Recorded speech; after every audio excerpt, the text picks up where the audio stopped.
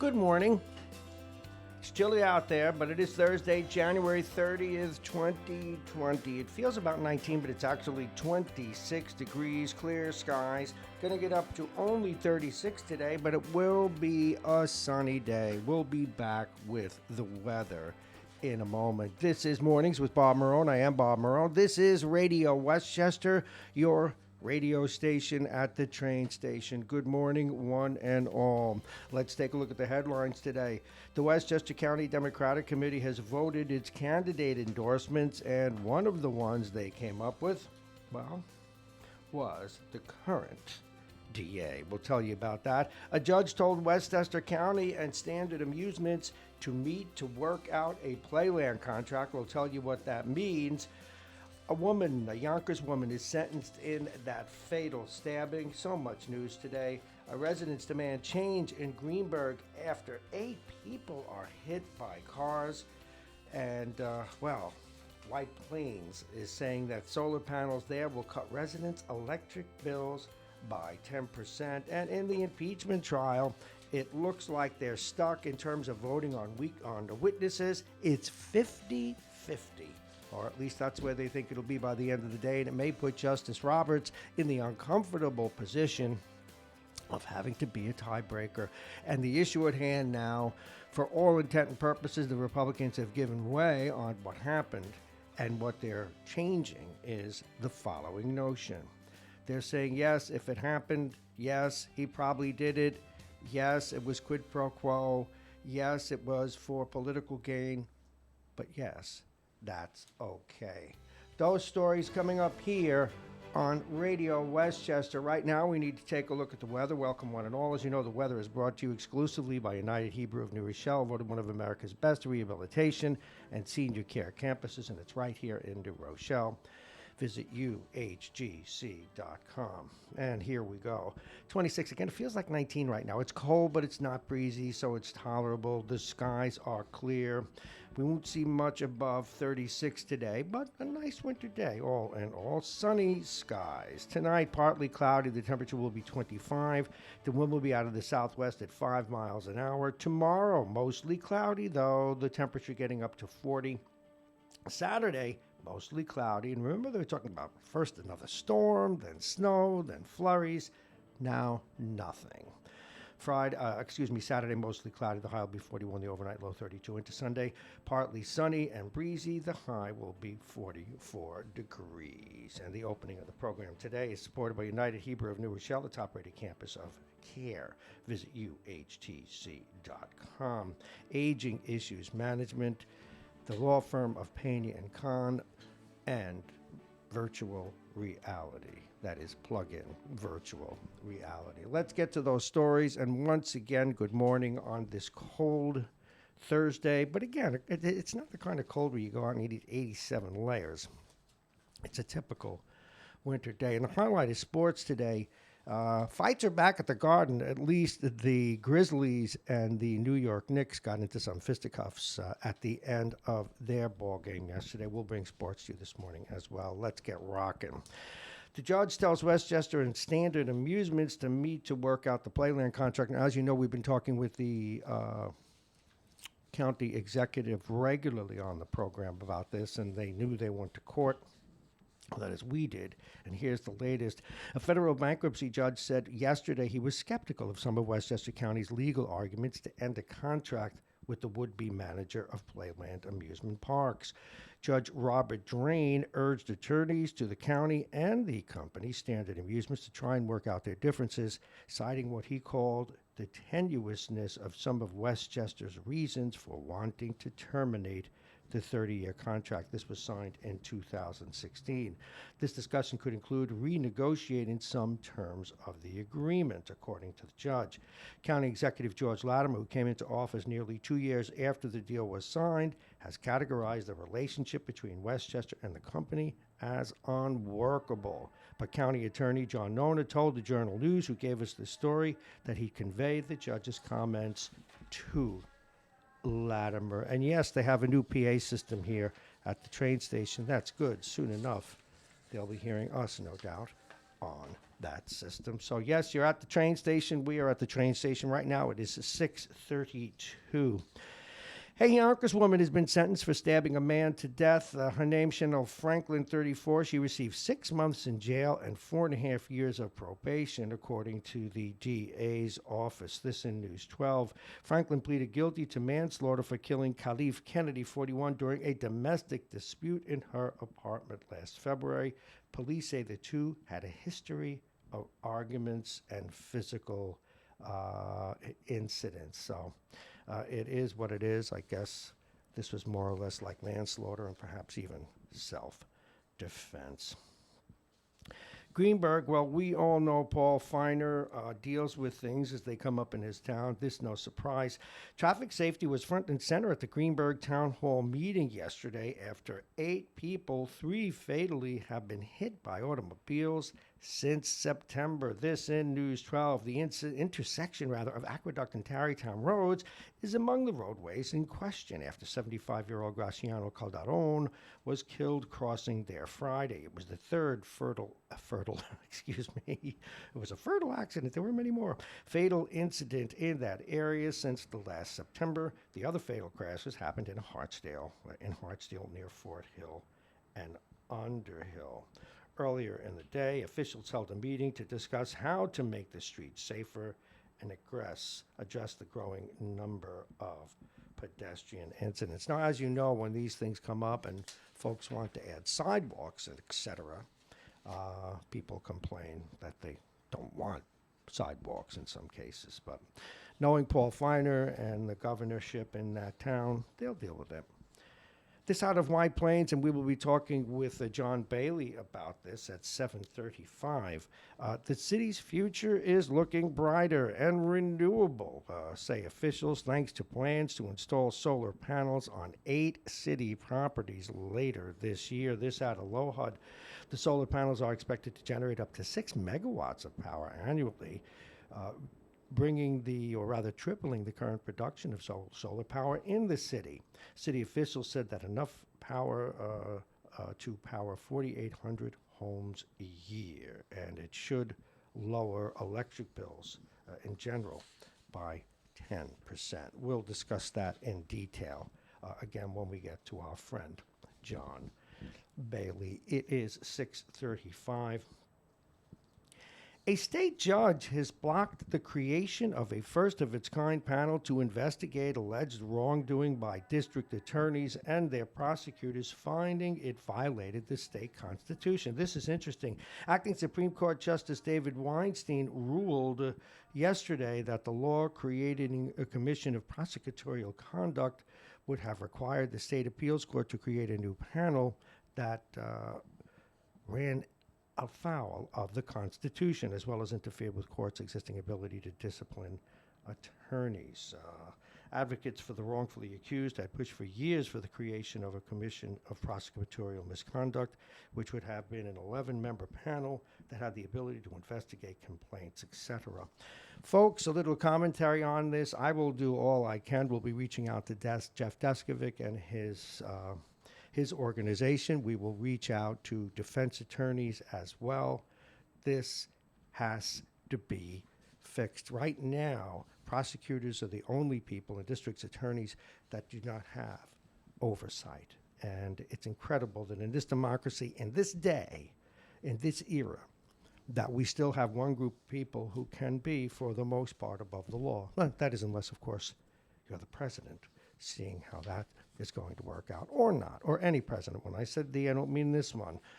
As we get later into that issue, the whole issue of how much power a president has is before, and maybe even John Roberts, as we move into the next few days. 6:37.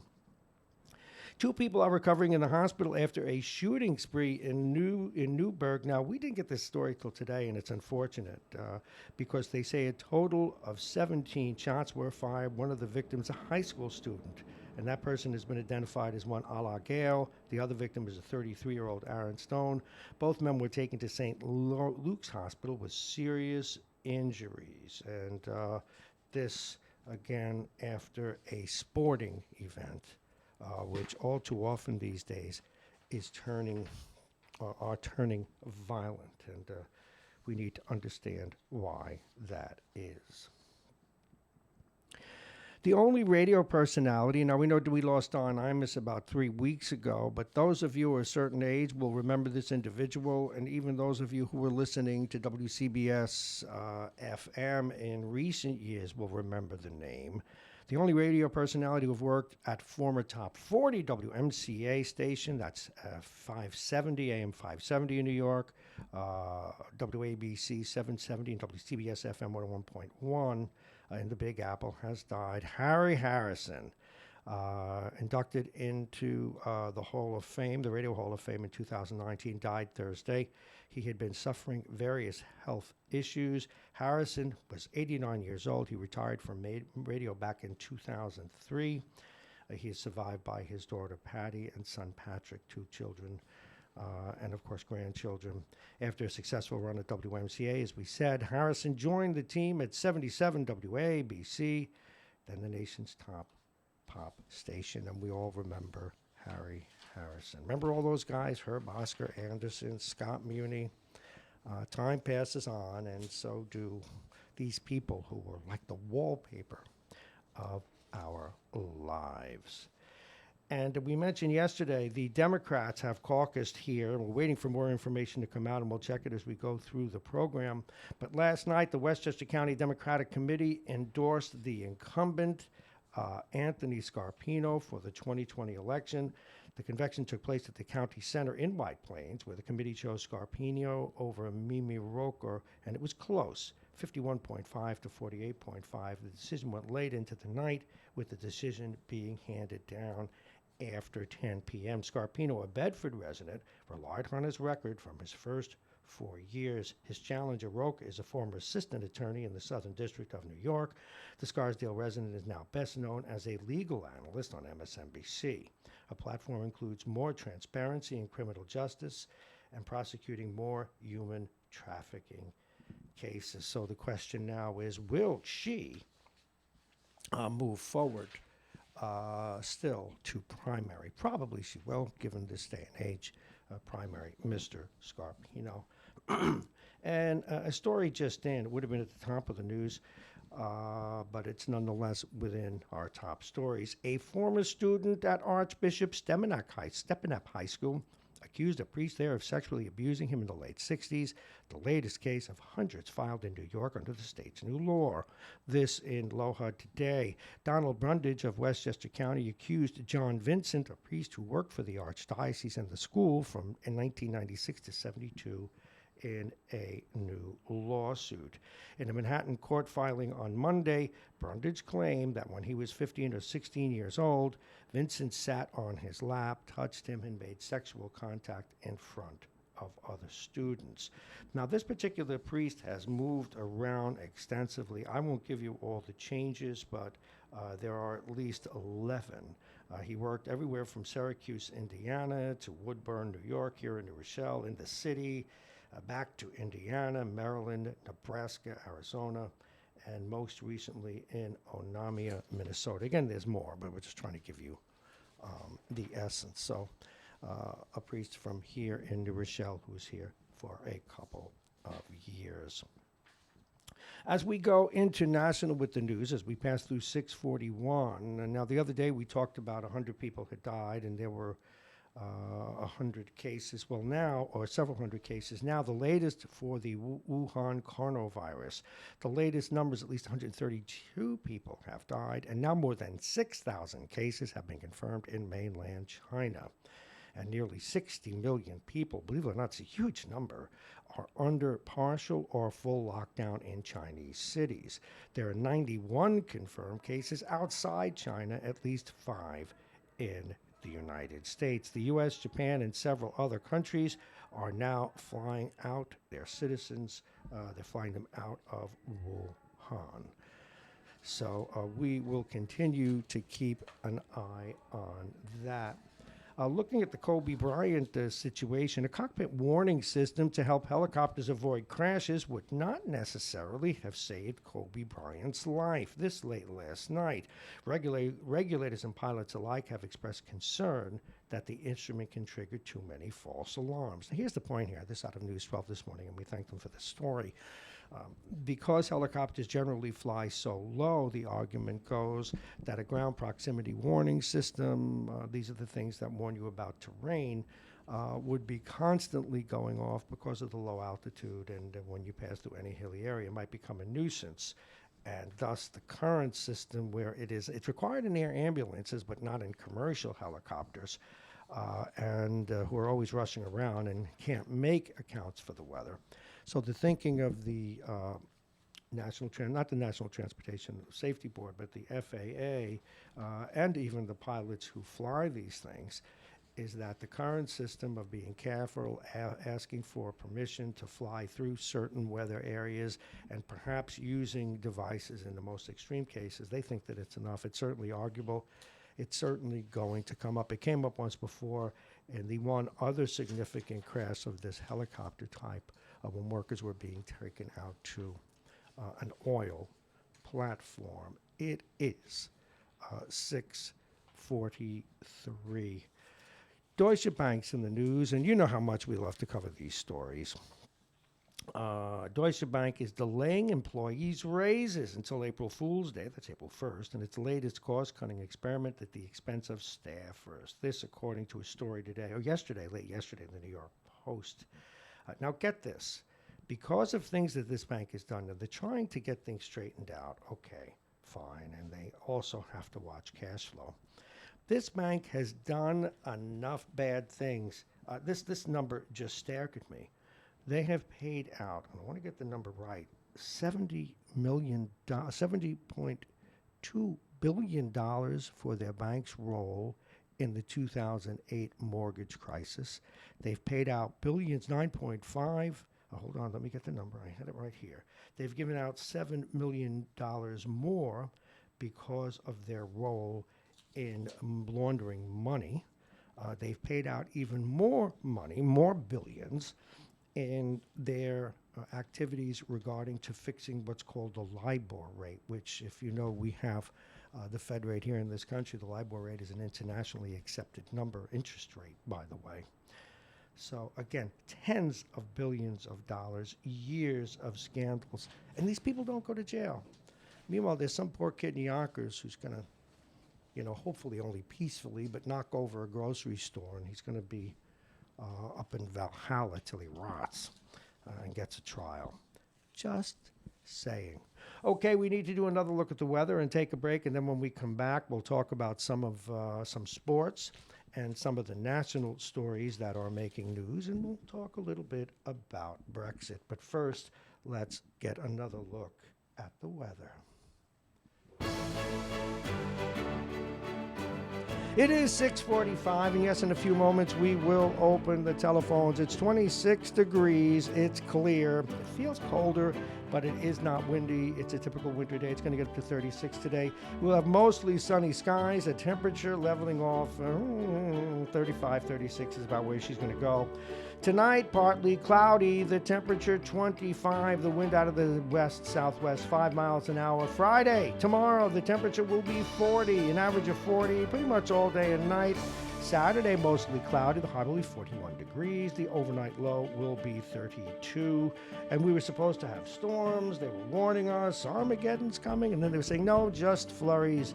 Now, just mostly cloudy. The high will be 41. The overnight low 32. Sunday, partly sunny, breezy, but we'll get up to 44 degrees. And the weather, as always, here on Radio Westchester is brought to you by... Let's start over. It's brought to you exclusively by United Hebrew of New Rochelle, one of America's best rehabilitation and senior care campuses, and it's right here in New Rochelle. Visit uhgc.com. And we also want to thank our sponsors for the bottom of the hour.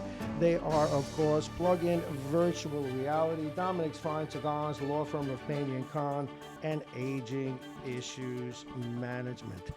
And let's return now to some of the general news in sports. If you get a chance, I'm going to hold it up.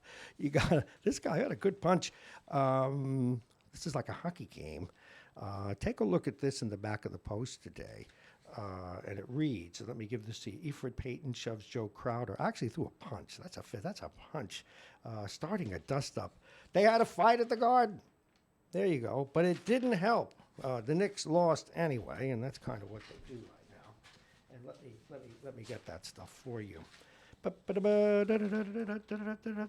the Grizzlies whooped up on the Knicks by a score of 127 to 106. And as always at the Garden, fans were calling for Dolan to sell the Knicks.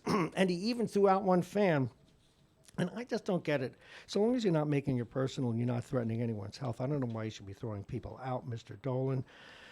With 48 seconds left in the 127-106 disgrace to the Grizzlies, starting point guard Elfrid Payton pushed down a Crowder. That's the picture we showed you, and they got into a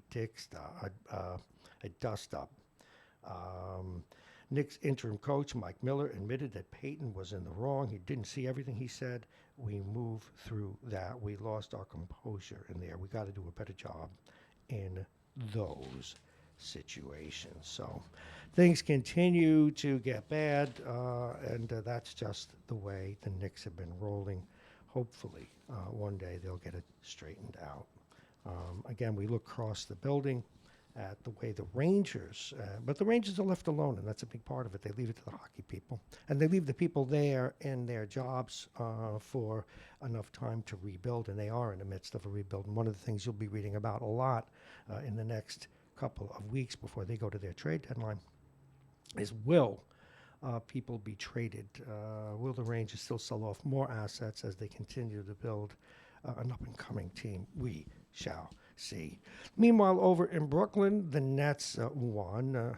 Kyrie Irving and the Nets get what was once referred to, or rather was referred to yesterday, as a cathartic victory over the Pistons. But winning 125 to 115, you know what? The Knicks would take it, wouldn't they? And at 8 o'clock today, of course, we'll have Jake in here, and we also have a special guest coming in. We'll be talking at 8 o'clock with him and Mr. Barnican. And we always have a great time, Poliquin, rather, with him.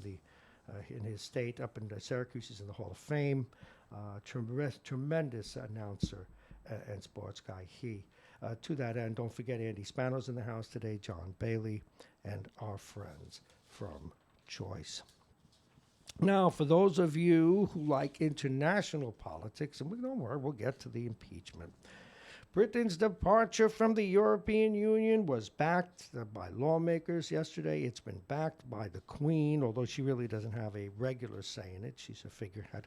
After a debate that mixed warm words of love with hard-headed warnings to the country not to seek too many concessions during the upcoming trade talks, the European Parliament overwhelmingly approved Britain's departure. So, the Parliament, the EU Parliament, the Brit Parliament, the Queen, and everyone else has finally agreed to the divorce. So, a lot will be figured out in the details. We shall see. Over time, I've had many mixed feelings about that. Having spent a lot of time in Britain, it does not feel, it's different than the U.S., of course, but it also isn't mainly in Europe. But the downsides are people in Europe could find jobs in the EU, didn't have to get special permission, didn't have to get a visa, didn't even really need a passport.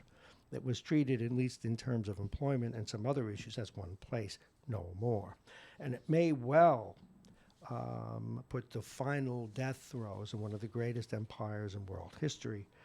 The British Empire will now simply default, or most likely, to England, as the great risk of Scotland and Northern Ireland leaving the fold, leaving pretty much just Wales and England, and a couple of other little possessions here and there. Not much, a couple of trinkets, after something they used to say, when the world was pink. That's because if a British possession on a map was to be noted, it was to be noted in the color pink. A little light story. You know, that Oscar Mayer has that, excuse me, has that car, that blow-up car, whatever it is. It looks like a hot dog. Well, The Wienermobile, which is what it's called, just got a good grilling from cops. The famous Oscar Mayer marketing vehicle was stopped Sunday for hot dogging, I love puns, on a road in Wisconsin,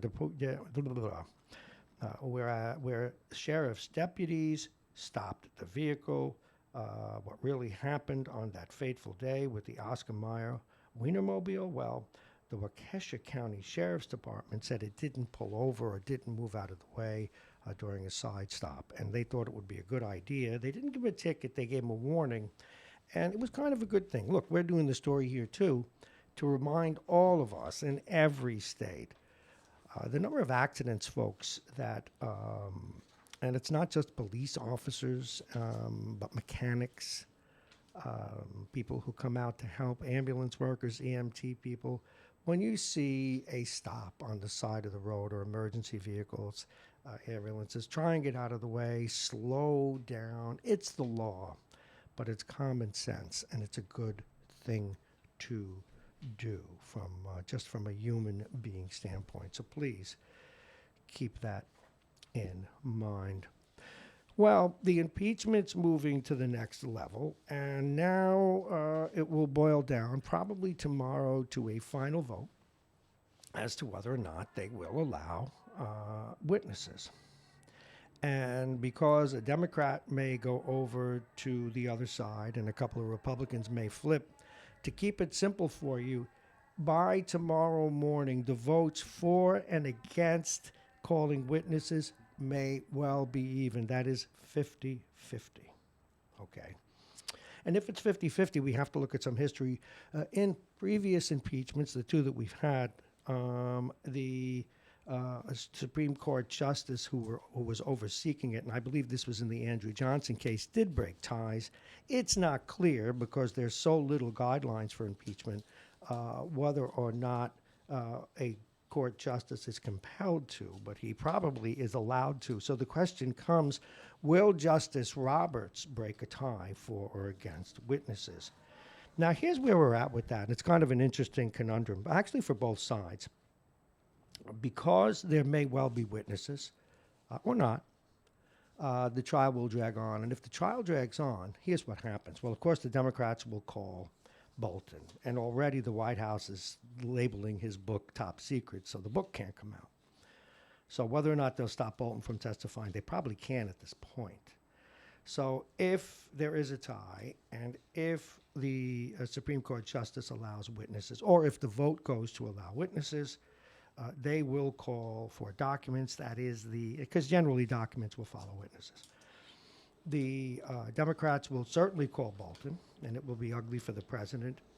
The Democrats will certainly call the president's chief of staff.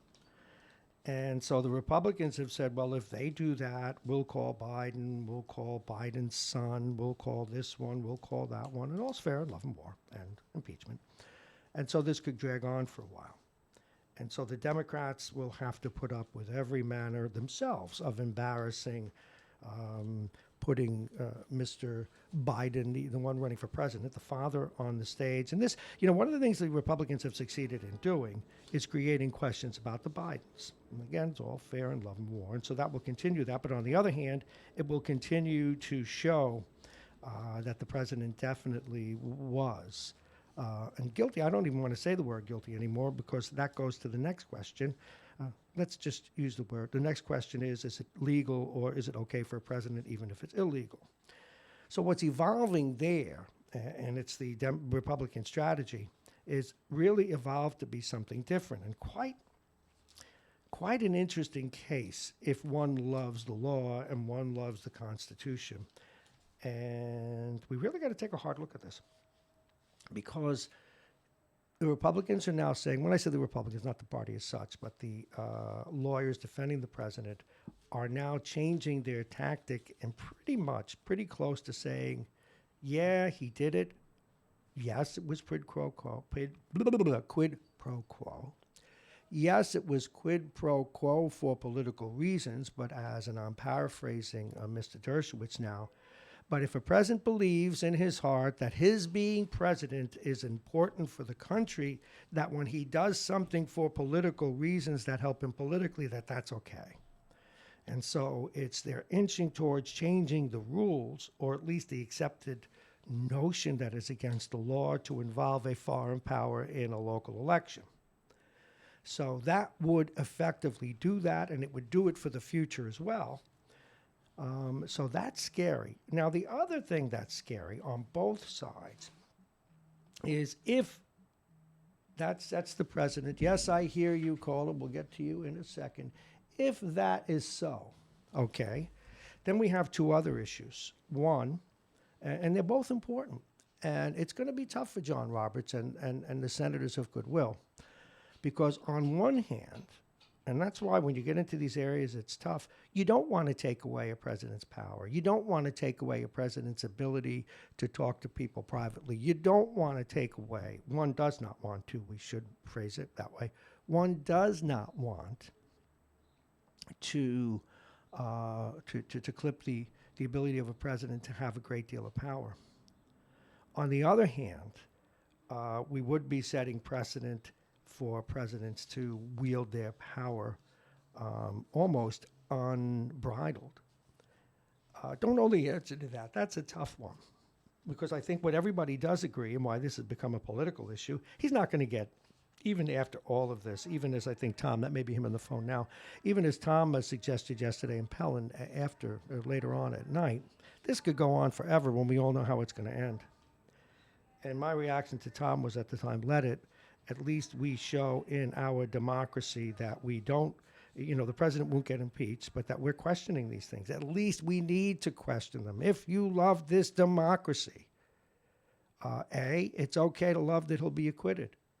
It's okay, if you're a Democrat, to love that all these facts should be out. What people will know is both sides have grown hyper-partisan.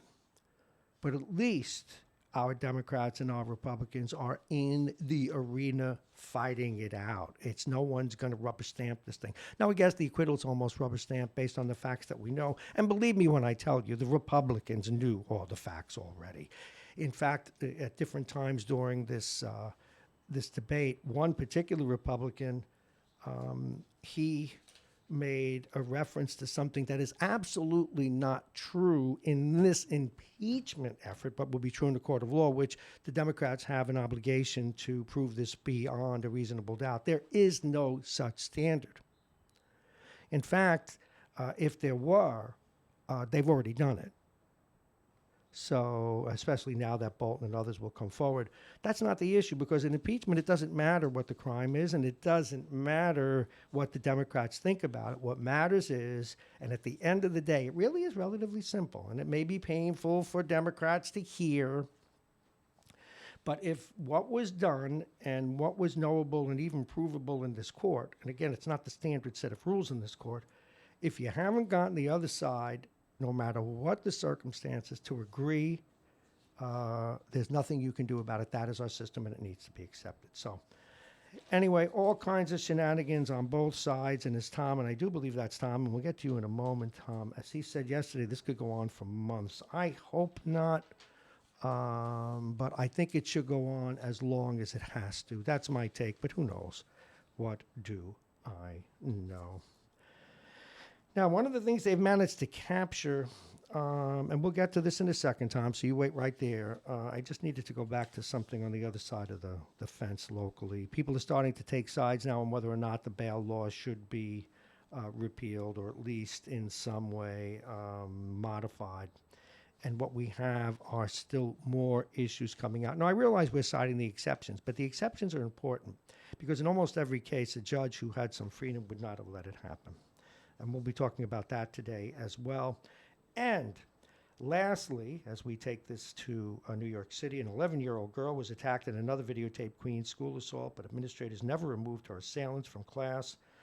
Marco Rosero, 42, said he was forced to pull his traumatized daughter from MS 217 in Briarwood. I'm not happy that these incidents happened, but for reasons that were probably well intended. The hard left, when it comes to our schools, does not want people who commit crimes to be arrested for them. They don't want people who ruin education for others to be identified, because they feel that most of the people committing these acts were unfortunate folks who were either the victim of racism or poverty or any number of other things that we're not even allowed to talk about, because if you talk about it, you're somehow being racist. Well, we just did. Standards need to be the same for everyone. What we do to help people around that is a separate issue. We need to dedicate resources. We need to dedicate human capital. We need to dedicate attitudes towards helping folks who are less fortunate or who have had a difficult upbringing or who have been a victim of racism or anything else that disadvantaged someone. But looking the other way, changing what is and what are accepted norms for passing a test, for being competent in school, for showing up on time, for not being violent. Don't change the rules. Let's change the behavior. It is 7:03. Welcome to Radio Westchester once again. We're going to take that phone call. Good morning. You are on Radio Westchester. Good morning. Your sources that I guess you do your research with are obviously liberally slanted. How's that? What's liberally slanted about what I said? About what you said about the president's lawyers. They never admitted anything. They said even if you believe. Well, yeah, but pro you're playing word no. games, Anthony. No, Bobby. In your business, words count. No, and yes, but I am telling you that was an opinion. What I'm telling you is they changed their track because they realize he's caught. What track did they change? Tell me. Because now they're starting to say, and you heard it yourself, they're starting to say that it's okay if a president does that. Dershowitz said it. You read it. You saw it. That if a president has every right to do that, and he may well. But that's why they're changing their tack. They didn't change anything, Bob. If you see, this is my problem.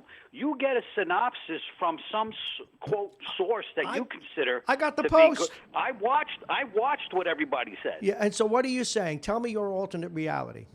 Okay, my alternate reality. Hey, Bob, you know what? This will be the last call you get from me. Oh, come on, okay? we're having fun. I've never accused you of having an alternate Anthony, reality. we're having fun. I'm sorry. I didn't mean to. I do apologize. Does it sound like I'm having fun this morning, Bobby? No. Okay. Come on. Go ahead. Thank you. Go ahead. Okay. Go ahead. And just while we're mentioning it, why don't you go see if you can find out in your liberal sources what Bolton's chief of staff said? I read it.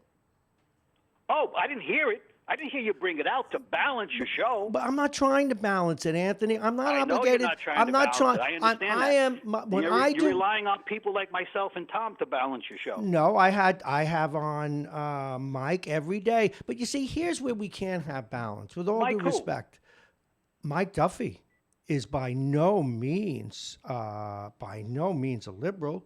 He supports the president. He wants him to be acquitted, and so do I. I consider him a moderate, absolutely. But he's certainly no conservative to balance all No, he's a conservative. Guests, no, he's a conservative. All of your rabid guests like Triple Bogey. Triple Bogey is rabid, okay? I get that. But you know what? You're certainly more than rabid enough. Anthony, the problem is, I want to know, and look, one of the reasons, you and I are friends. I should not have used the term alternate reality, and I already may coup it for that.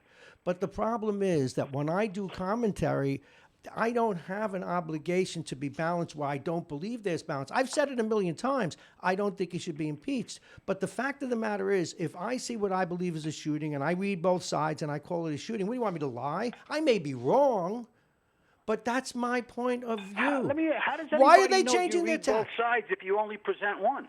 Well, I think that you need to listen to all the things I say. When I say for the Democrats, it's too bad if you haven't convinced enough Republicans, you got to live with it. What do you want me to say?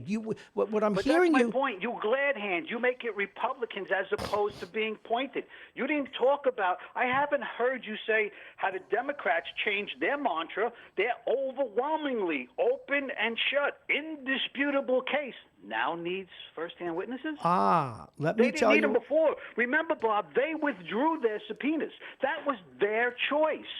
Anthony, That was their choice. They could have had subpoenas. The problem was you won't admit that this was all about trying to get him out of office or damage him enough to lose the 2020 election. Absolutely. I've said that, Anthony. I've said that a million times. It's all about the politics of it. A million times. See, that's what I mean. No.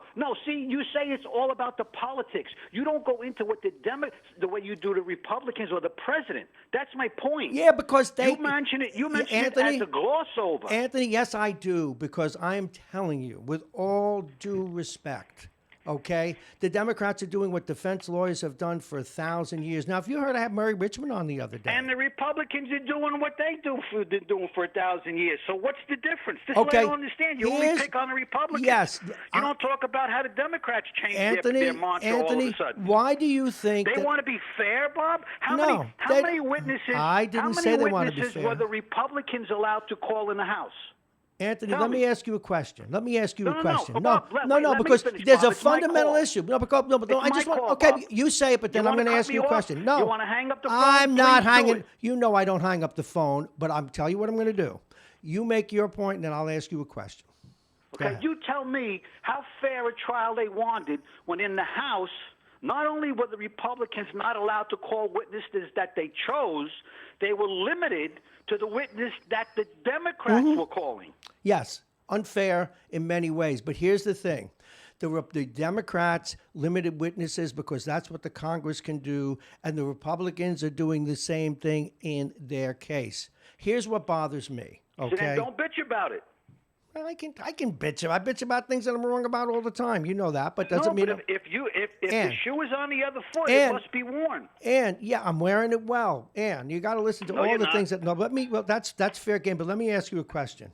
After all this, do you think you see where I'm surprised at you, as you were surprised at me, is that you don't see this tactic of, hey, we better start accepting the fact that people believe he did this. Do you believe he did it? Bob, I said from day one he did it, but he framed it as an investment of Burisma, which he knew would hurt the Bidens. I didn't deny that from day one. And I said to you and everybody else, if you think he's the first or the last president that's going to do something like this, I got a bridge for sale. Well, you didn't sell it. I just got coffee on my face. Excuse me. Look. Let's wake up. What do I need to wake up to? That's exactly what Bolton's chief of staff was saying in so many words. If the leaders of this world don't have the ability to talk freely, okay, there will be no world. There'll be no agreements. We will have closed borders of every country. Anthony, I don't disagree with you. And if you listen to my monologue, I said that's a huge problem. We have to be very careful about limiting a president's ability to have these things. And you know I've said that many times on the air. But for me, okay, and this is what drives me, when I've got to call out, I've called it, and you hear what I do on the schools and the other things. I say what I believe. Are you hammering something, or are you planning to? Yeah, I'm making my oatmeal to try and calm me down. Are you making spikes? And do me a favor. I make my mistakes. You get angry. Don't threaten not to call. It's fair game to beat me up. Don't leave the arena, for God's sake. That's not the point. You know, you're many times you talk about how you've become more conservative. Yes, I have. And certain issues you have. There's no doubt about it. But this one, you won't admit. You are absolutely liberal. You want the president. Oh, I don't know that. Guilty. That's not you true. Don't want no, remove, I don't. See, that's guilty. that's where you're wrong. That's where you're wrong. I do not want him found guilty. I just want all the facts out, whatever we have to do. Bob, let me ask you a question. Yes. How come you weren't calling for all the facts in the House? Pardon? How come you weren't calling for all of the facts in the House? Well, okay, I'm going to tell you what I thought. Why I didn't call for it and why I didn't bother.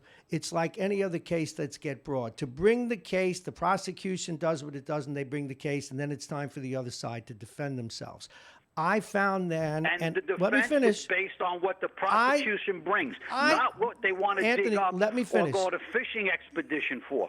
Anthony, I got to tell you, of course, the Democrats would fish and use anything they can, but what we're at odds out here is my conclusions, not my. I found that, and I'm not saying it's not all fair, but I'm giving you my opinion and I'm sticking to it. I found it evolved this way.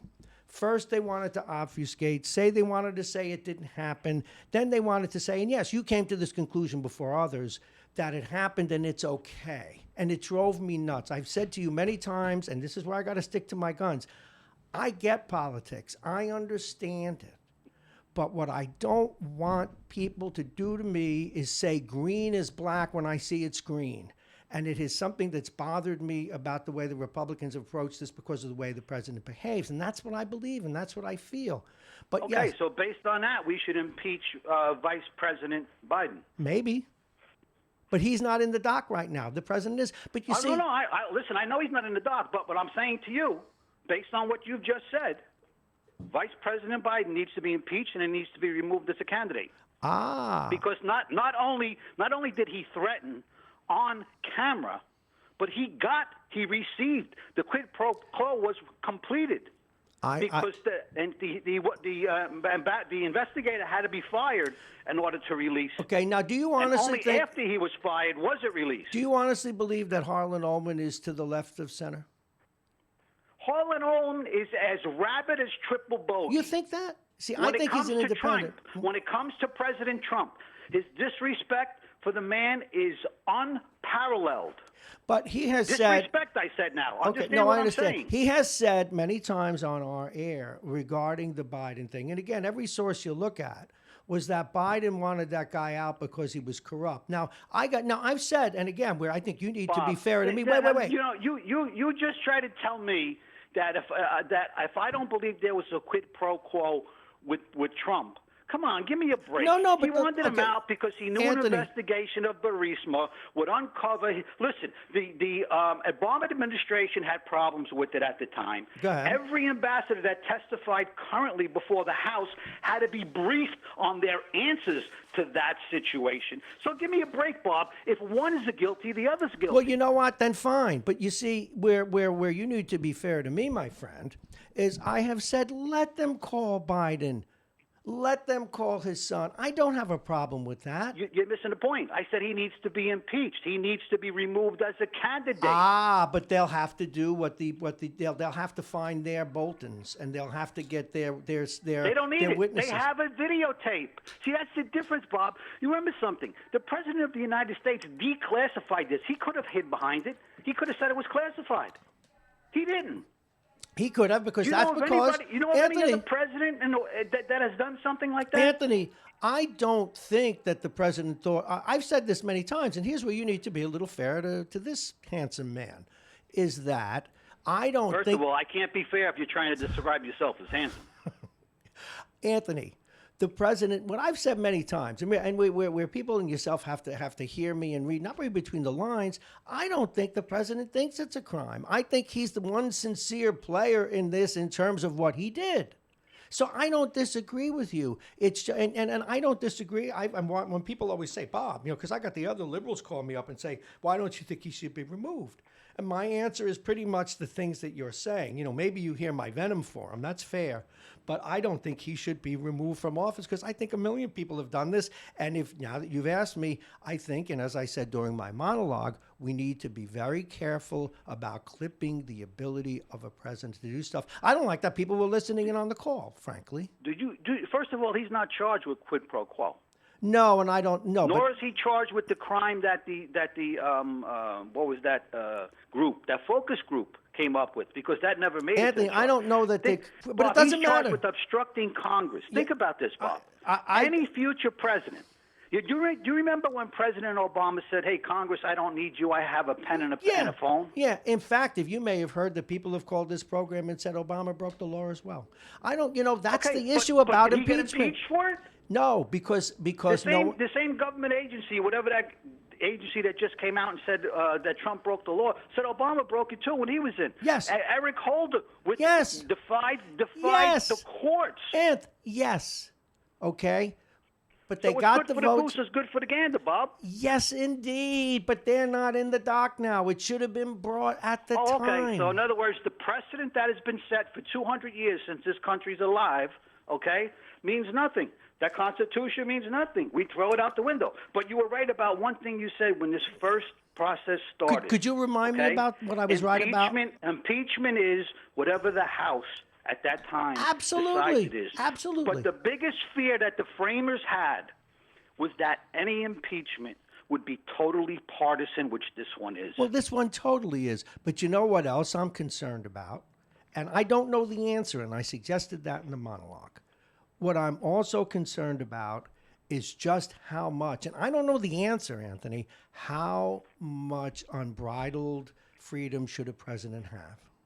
I don't know that. I can't answer that question either. But all I can tell you is, based on what's happened before, what's been videotaped, including the hot mic with Obama, this is on a par. Everything that everybody else, quote, now I have to say, actually got away with compared to what this impeachment is revealing. Well, I can tell you, and you might want to look into this. You do your homework.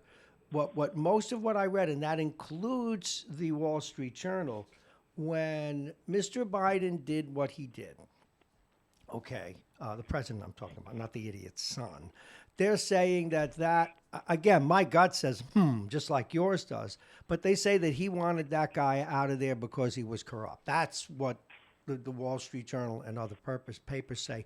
But again, I do want to go back to one thing. Again, if you did your research, you would see that the Obama administration had a problem with that.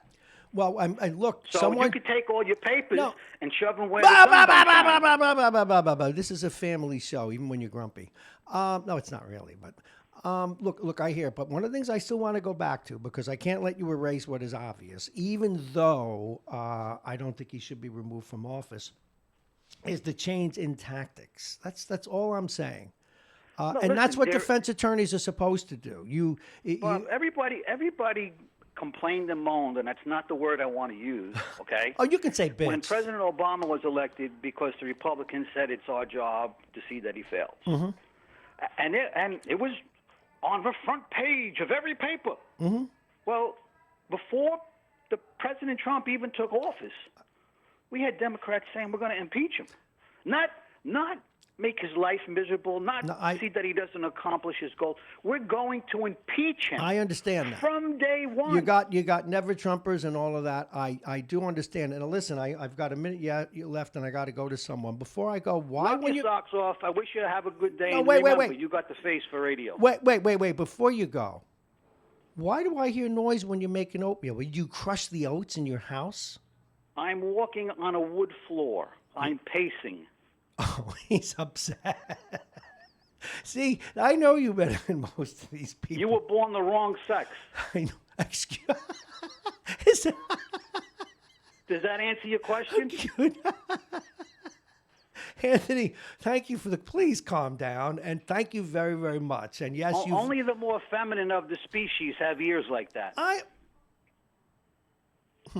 Anyway, thank you very much for the call, and I'll talk to you later. He's going to go and take some of his medications. All righty, it's coming up on 7:20. Who's up next? We got Vince Russo. He'll be angry about something, too. Then John Bailey. We can get angry about White Plains.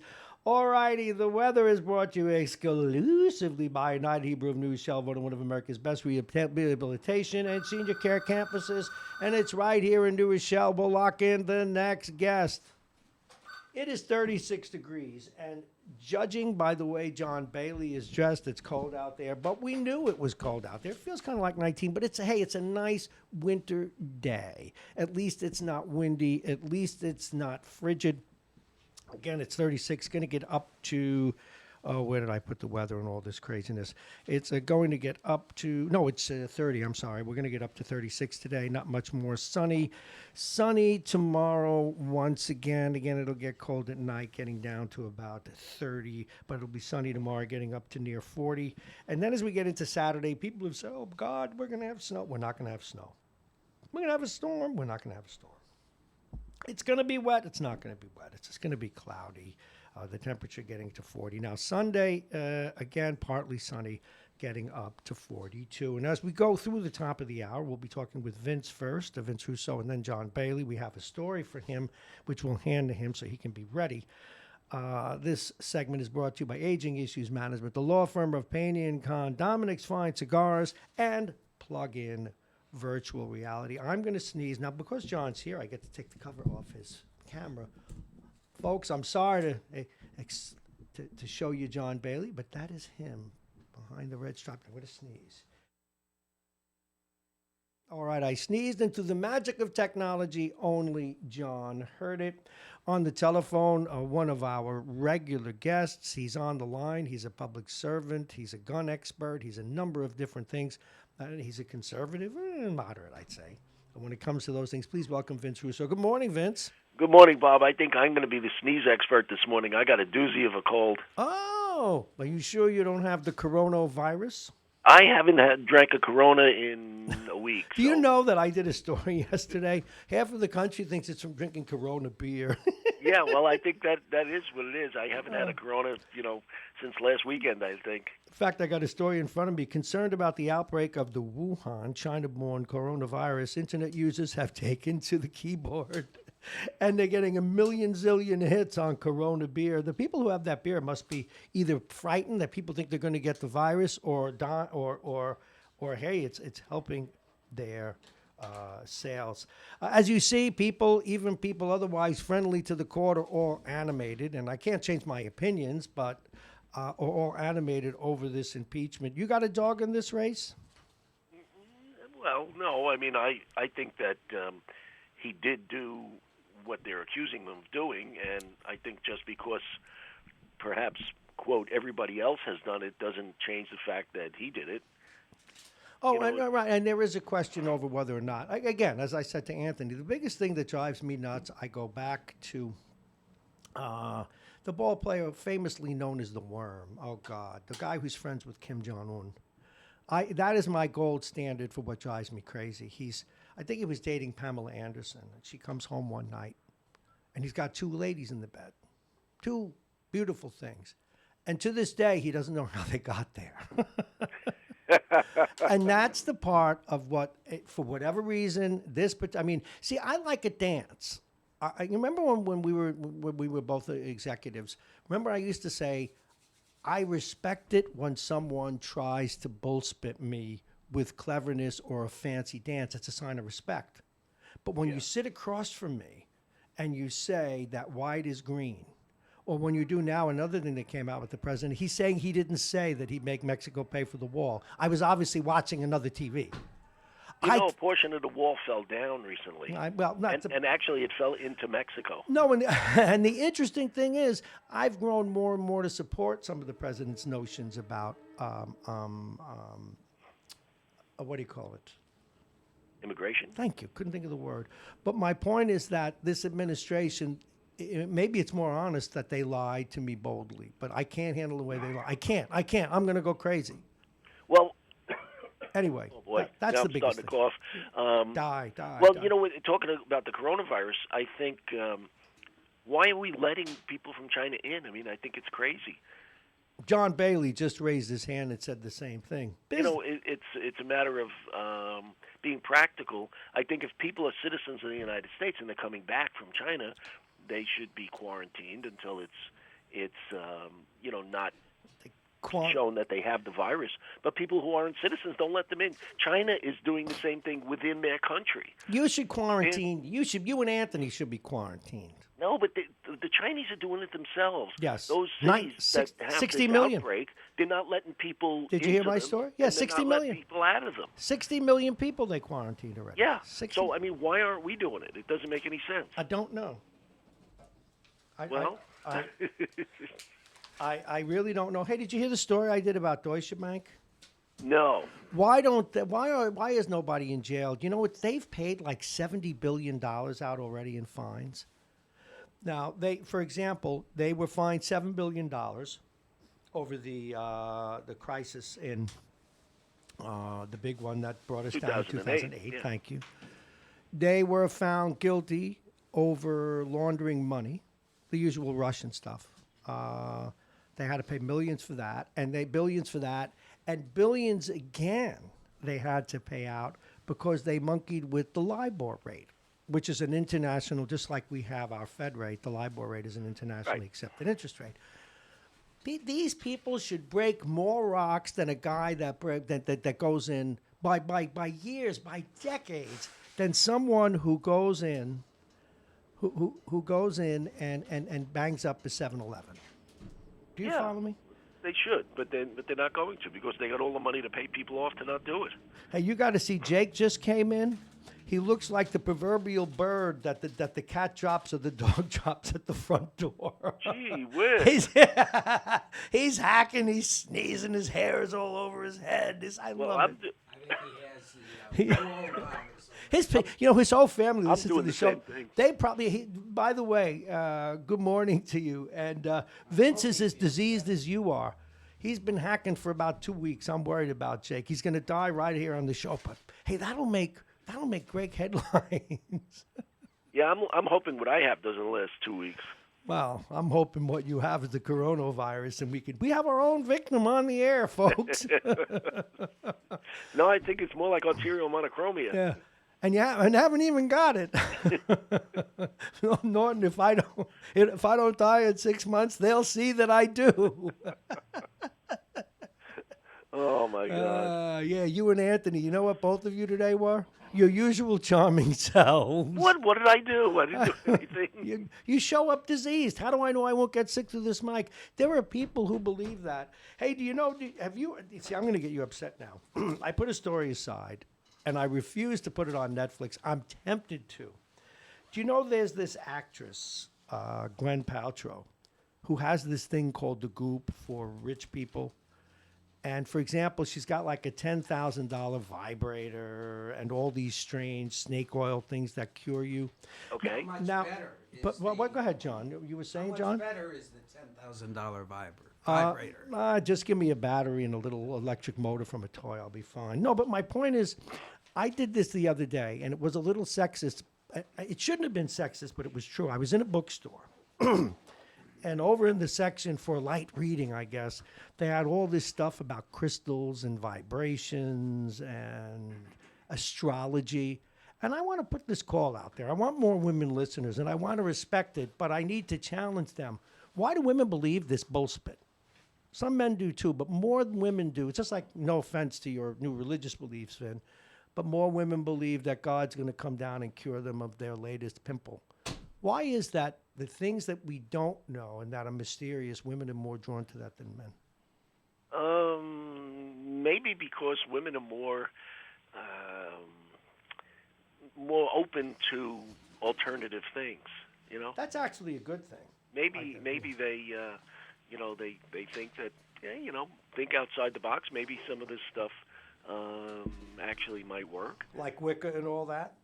Well, I mean. No. Come on now, let's go. I'm getting the picture now. I was at the bookstore. Wiccan is like, it's silly because if I could quote you, why would you be on the side of the vanquished when you could be on the side of the victor? But that's like, it's like I always say, when people are mentally ill, why don't they just throw radios out of the window? Why do they got to kill people? I've always wondered about that. Just be silly, I don't know, eat pickles or something. Well, I think when you're on the air, people are looking to throw the damn radio out the window. It is 7. I'm going to find the picture. Look, anyone who knows me, you know me a long time, I'm about as feminist as they come. I beat up the Catholic Church regularly, but there are differences, and that's something that I stick to and that I believe. Men act like idiots when it comes to football and everything. And hockey, beat them up, Americans. Men are dopey that way. Although women, when it comes to politics, too. The number of women I run into that think Michelle Obama's a man is frightening. And I'm never going to get my head around it. It's just going to have to shoot. Well, that's just racist. I mean, that's just. Yeah, but they believe it, and you know what happens? I don't know where I'm going. I'm trying to find this picture now. I took it the other day, and I was here it is. Listen to this. This was at one table, and and I must say that By the way, can I handle this? Does anybody know why whenever you go in a bookstore, the people that work there are downright weird? The people who work in the bookstore are weird? Yeah, absolutely. What do they do? I don't know. You got somebody behind the counter with 76 tattoos, rings coming out of every orifice. That's an adult bookstore. No. All right, here we go. Here you go, an adult bookstore. Here we go. I can't read it because my eyes are going. This was chakra healing, tarot card reading, Reiki, essential oils and aromatherapy, meditation, and the crystal handbook. This was all on one damn table. Well, What they should do is everybody who goes up to that table, we should quarantine them. My brother-in-law. Heaven wanted forbid they go to the science section. Oh, I'm sorry. My brother-in-law wanted to get a gag gift for a friend of his, and the guy was really short. I mean, he's a really short guy. Hey, go easy now. So my brother-in-law goes to an adult bookstore, and he says to the guy behind the counter, and again, as you said, the guy's got tattoos and rings and all of this thing, bones in his nose and all this other kind of crap. And he says to the guy, do you have any books that show midgets in flagrante delicto? So the guy looks at him and he goes, that's weird. So my brother-in-law goes, that's weird. He points to a book on the counter that was like a guy with a donkey or something. Yeah. Well, you know what? Where I'm being, please, my tongue is in my cheek because we all have it. I mean, do you know one of the most ridiculous? Let me throw men under the bus so women will feel a little at ease. There's that one magazine. I don't know if it's Maxim or what it is, and it's. I don't even know if they still have it anymore. Maxine, whatever it is. No, Maxim. No, but it is a book that has no stories. It doesn't even have, and it has women only in bathing suits. And there's nothing, it's just, hey, look, a pretty girl. We men have much worse things, ladies, so please don't be offended. And your point is? No, you see, but I got around that. And see, this is me now, my purient, my lascivious self. I used to, wherever I happened to hang my hat, when that Victoria's Secret model used to come in, I much more enjoyed the Victoria's Secret catalog than I did Maxim. A, it was free. B, the women were more attractive. C, it didn't have stupid things in, like if you read this, talk about men being stupid. You'll be 98 inches and harder than a quadratic equation if you take this beeswax. Really. I'm telling you, it's, the quadratic equation. I like that. No, I'm telling you. Where I take issue, though, is when women get upset that men want to look at them in a physical way. I mean, we've had 5 billion years of genetic programming. No, also, you know what will get me even crazy, and you can take this up with your minister, because when women say that it's wrong, and I remember, God made it so. Take a walk on the highway. Take a ride up the 95. The reason there are 10 million cars is God made it impossible for us not to look and then have fantasies. It's the way we're created. Women, too, if they're honest. Except they're a little different about it. It's just, we made us. That's why there was this woman, Candace Pert. I was talking with who the hell was I talking about the other day?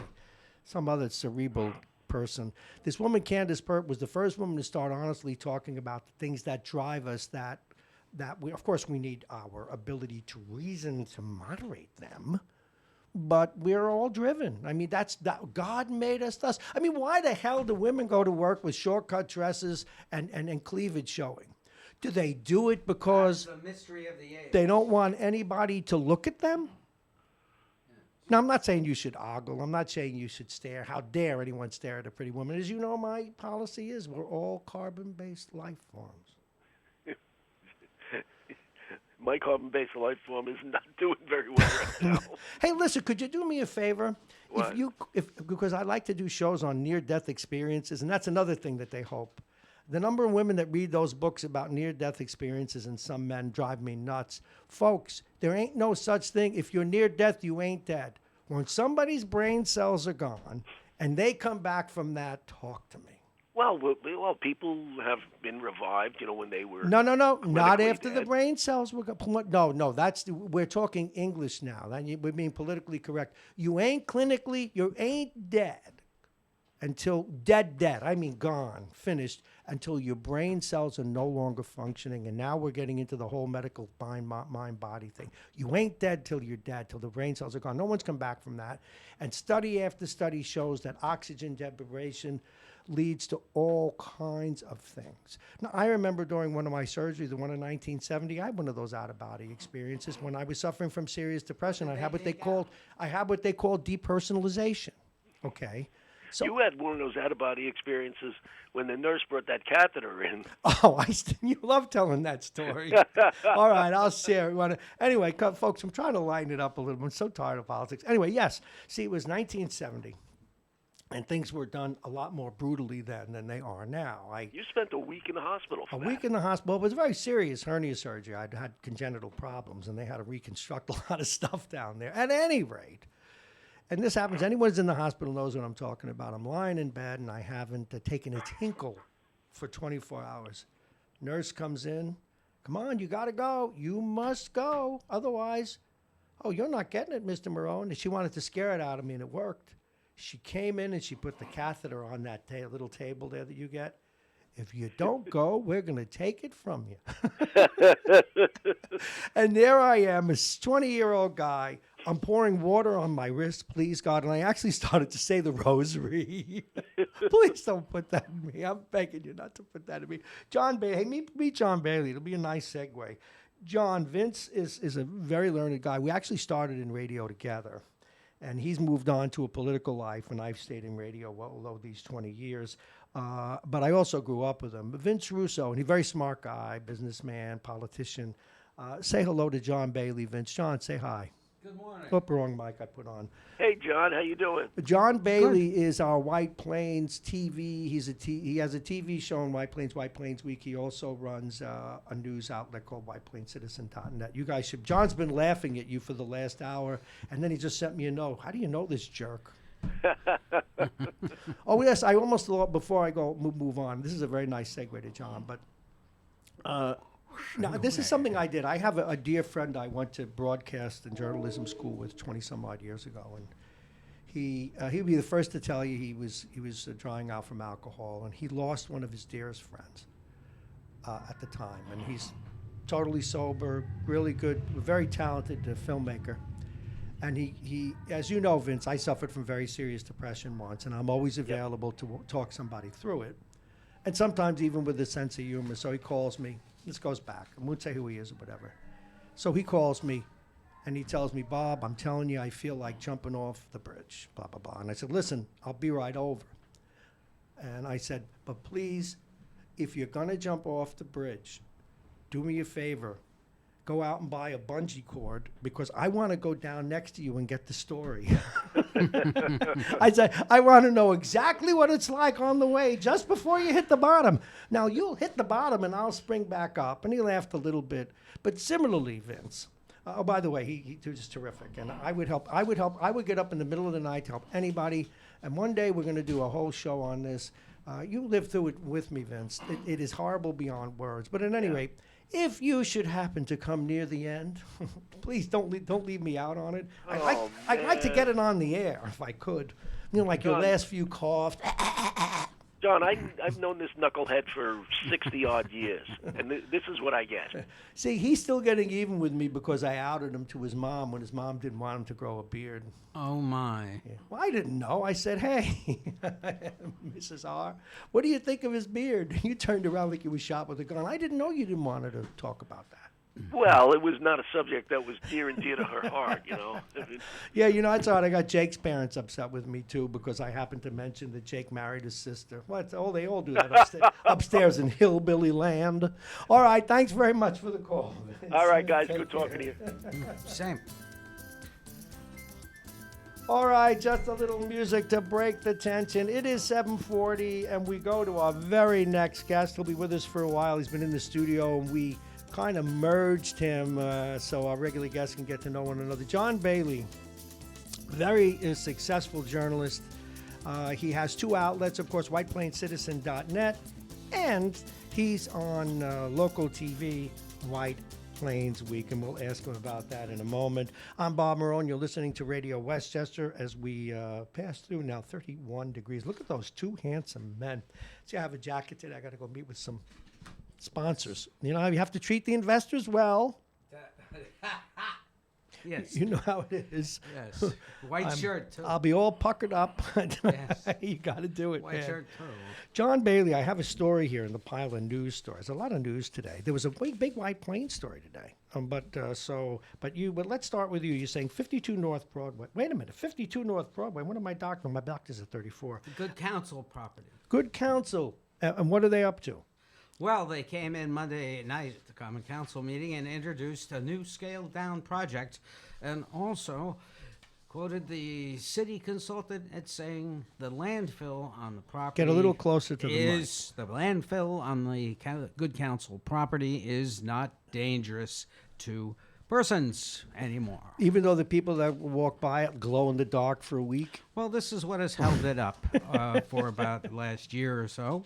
And now they have come in with a scaled-down project worked out with the city, and that is going to be resubmitted as a new site plan. And it calls for a lot lower buildings, and it may very well be acceptable to the neighbors, and it is good to see something begin to move. Well, finally in you're White getting Plains. something done. Oh, and we did have the same story. Your next story amused the hell out of me because it was interesting and a little obtuse even when I read it. White Plains announces $26 million solar project utilizing city-owned buildings, and they said that it would reduce electrical bills 10% for all the citizens. How does that translate to the citizens?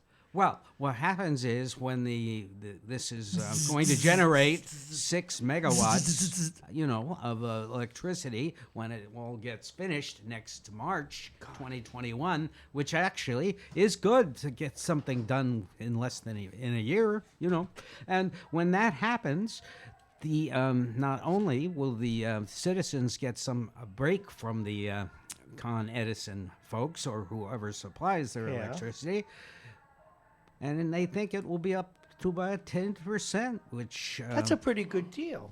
It is. It probably will be more as it generates more. Whose idea was this? Tom Roach's.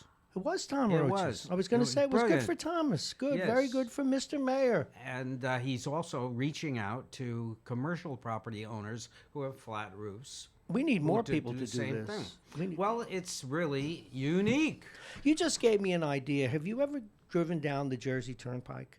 Yes. There are thousands of those Amazon-like buildings, warehouses and such. Mm-hmm. What if they do that?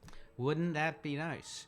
See, solar energy is just a Well, 100 technology years- that you just want to do You it. see, 100 years from now, they're all going to be Yeah. laughing at us when they figure out how to get the power from the sun. Mm. Because we all think, every generation thinks they're at the apex of science. And what we find out, but we imagine never they're going to be laughing at us. They'll probably figure out how to cure cancer. And look what they were doing. We were poisoning ourselves. Well, the curing the cancer is interesting because there was a novel written at one time by Robin Cook called Coma, and he theorized in the novel that cancer cures were being suppressed because you made too much money treating cancer. Well, you know what? Now, I'm going to recommend a book to you. Yeah.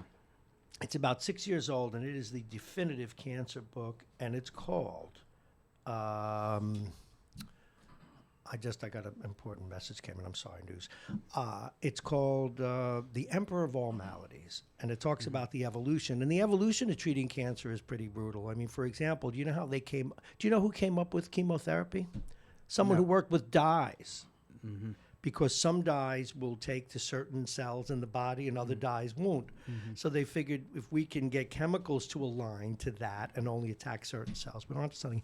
Anyway, but the point I'm getting at is I think you're very right, and I applaud Tom Roach, and I think in 100 years, you and I will be dead or having some second life on a cloud. Distributive Solar Projects is going to build the solar panels on top of 8 city buildings, including Ebersol Rink, the DPW garage, and they're also going to put it on the city dump, a whole bunch of panels on the unused portion of the city dump. And it's just a tremendous idea, and it really... I think this is the first community ever to do this. I'm not sure about that. And it's going to earn us about $1 million a year. I like it. Straight fees cost us nothing. They install it free. Now, That's a deal. this is terrible to say. Please, folks, my tongue is in my cheek. Mm-hmm. How come the oil companies don't have an assassin on the way to shoot Tom Roach? Because if we did more with solar energy, some businesses are going to get hurt, and they should get hurt. That's American capitalism. It lowers the electric bill for corporations coming into White Plains. I just thought. Well, of it's good that. for them, yeah. But again, Yeah. you're talking. Well, let's face it. The oil companies are oligarchs here in the United States. All right, Well, let's move on that's right. They're to killing us. White Plains Mall development, cornerstone. By the way, has anyone actually started going to those food service things in the Westchester yet? The ones that are so upscale, nobody goes there. $8 for a hamburger. Not really. They really blew it. What they did was they didn't get it done on time. They had the big campaign advertising that these outlets were going to open, and they didn't get them finished in time, and so they lost all the money they spent on repositioning the mall. Do they still have that coffee shop where you can't use money? I don't Remember that? I was one. banging my head against the wall. Everything costs something in America. Yeah, no. But the problem is they won't let you use money. No, in other words, you have to use the debit or credit card. They won't let you use I money. see. It was Well- like this new age thing. And after I got done cursing at them because I didn't want to use a credit card that day. But anyway, that's a wonderful mall, and I remember I used to go there. Well, it still is a No, wonderful because mall. my doctor my doctor's there, and so I would pop in the mall and I would go up and get a hot dog or something or whatever. And then when they went upscale, it was great. There was a place to sit and watch TV and plug in my computer, but there was rents no are real too high. food. No, but there was no real City food limits. there. There was City limits used to be in that mall, but then I they didn't know moved that. out because they used to have it.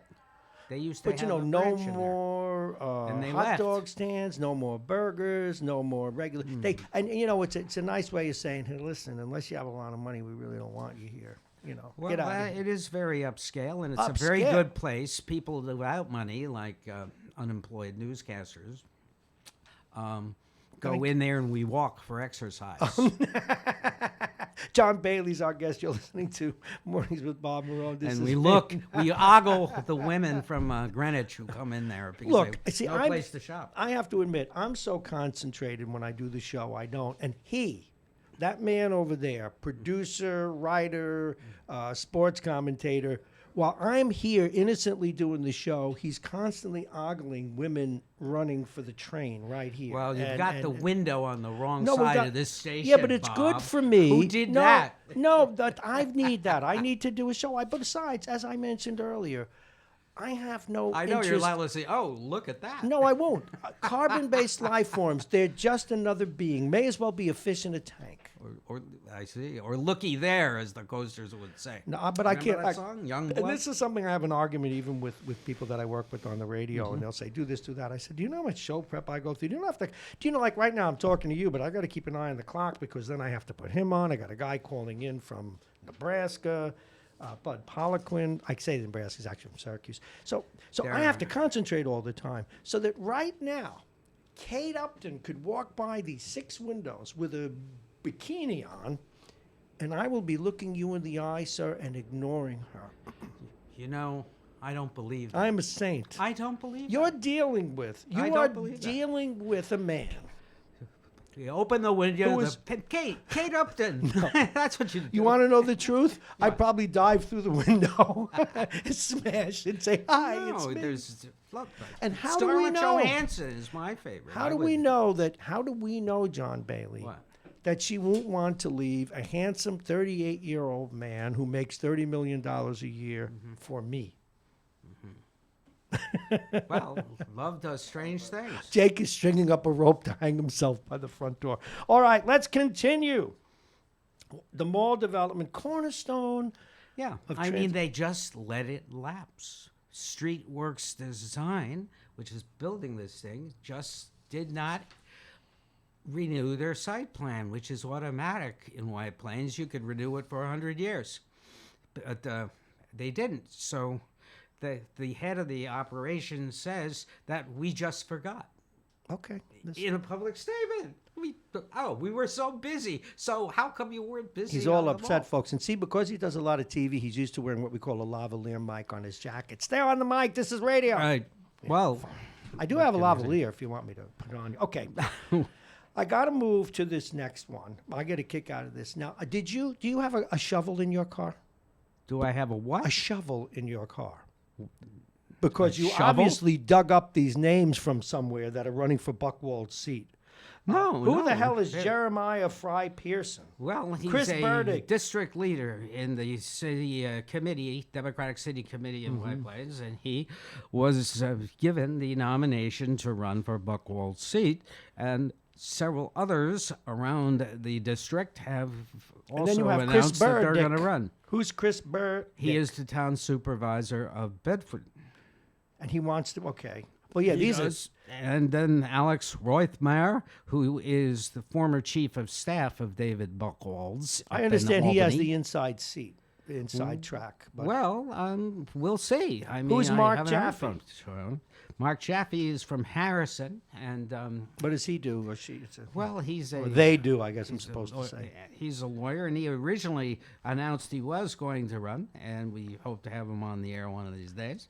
And Kristen Browd, who is from Newcastle, a lawyer from Newcastle, and Will you she allow is me running. to be mean? There are some of these people who join this organization who get elected to the county legislature and really give us a spit. But it is a scam, and I don't mean that in the legal sense. We've got a couple that have been in not too far away. They have other jobs, which is okay, but they don't. They're just collecting a check and checking their phone messages once a week for $75,000. You mean in Albany? No, here. This is. Oh Well, no, that's Buchwald's what- an assembly. that's I'm what sorry. No. politics is. Let me back That's up. what No. politics Let me is. back up. I need to apologize. I'm not talking about the assembly. I was thinking of the county legislature. Well, the county legislature is no. a case in point. No, I that's the mean, one. You just mail it in. Yes. I was gonna. If I were younger, I would definitely run. There's no question about it. And it would almost be bare bones. I mean, I love politics and I would work hard at it, but it's easy money. And anyone who says it's not is not being honest. Well, if you like hobnobbing with people, going and No, talking you don't about even, yourself. No, you don't even have to that's the hobnob. story. You show up once a week, especially if you're a Democrat now. You show up once a week if to pick up your mail, or you call your assistant who they And give s- you and say- $75K, a pension and health care to do virtually nothing. Yeah, I think they raised their salaries. Yeah, to too. 75, from 50 to it is. 75. Yes, I'm that- sorry. that was really But I went off on a tangent. So Buchwald continues piling up endorsements. Yeah, you can't count them all. He's got. But I'm talking to some other people this week. I've already talked to Mondaire Jones, Yeah. who now got Ellen. Kristen Gillibrand's was it? No, it was No. Elizabeth Warren. Kristen endorsed. Gillibrand recommending someone is not going to help them, at least in my Yes, opinion. no, I just got the name wrong. Elizabeth Warren. And I'm going to be endorsed them. talking. I just yesterday reached out to Mm-hmm. what's the name? Fred? No. God darn it, my brain's not working today. I reached out for another candidate as well. Ms. Farkas. Is running for that seat. I must say, I know that Mr. Buchwald has the inside track and has a wonderful organization and is a smart guy. Not the crispest dude in the world. Well, David Carlucci is running against David, him. I find him interesting. He's a hardworking guy. Very glib. No, he's glib, and he would show up. He would show up to a bug race. He's very, he's very conscious of his image. So he's a good candidate, but I also find that I always get a little bit like, how much is a pretty face and how much does he care? Well, I it don't know. depends I don't on know. Honestly. how much the northern part of the congressional district will come out for him, because I think there's more Democrats registered. Well, I think he's going to do. I think he's going to do fine. I do though think that some of these other people can bring a higher profile. But it doesn't matter who's in the House of Representatives. We all know that after the last 6 months or so. No, they don't. They're not paying attention. Not unless you have a majority. They're just there for themselves. They're not there for us. Oh, no one. No, Every that- one of them. That ship sailed. That ship sailed. On both sides. Yes. Yeah. The Congress of the United States is perhaps the worst Congress we have ever had. Oh no, I'm sure that's been said every year. I'm sure that's been said all the time. No, but this one is the leader right now, wouldn't you say? Yeah, he's turning to pour the guys over here getting ready. He's on next. His next segment. You're asking him to weigh in on the Congress. You're going to put him in a bad mood. But look, this whole business of politics now is being treated like a sporting event, and it's not, because sports doesn't matter. I love you, John Bailey. Yeah. You know what I called it yesterday? What? It's now a board game. It's a Yes. global board game, and we're not invited. That's we right. are the pawns. We are the persons that they look to manipulate. In fact, they were ahead of the internet. And not ahead, and even with the marketing people who I have contempt for, even though I need them, because everything's about manipulating our behavior to do what other people want us to do. That's why I hate my By the cell way, phone. the I biggest hate story- this thing.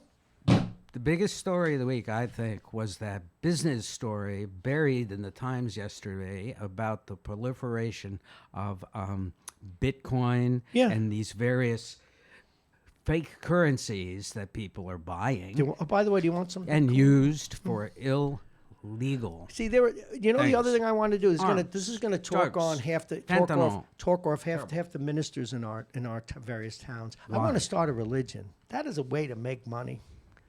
Open a church, the Church of Bob. It's tax deductible. You get donations. Now the government, if I put a school in there for little people. But Bitcoin is money laundering. That's One what more it is. item.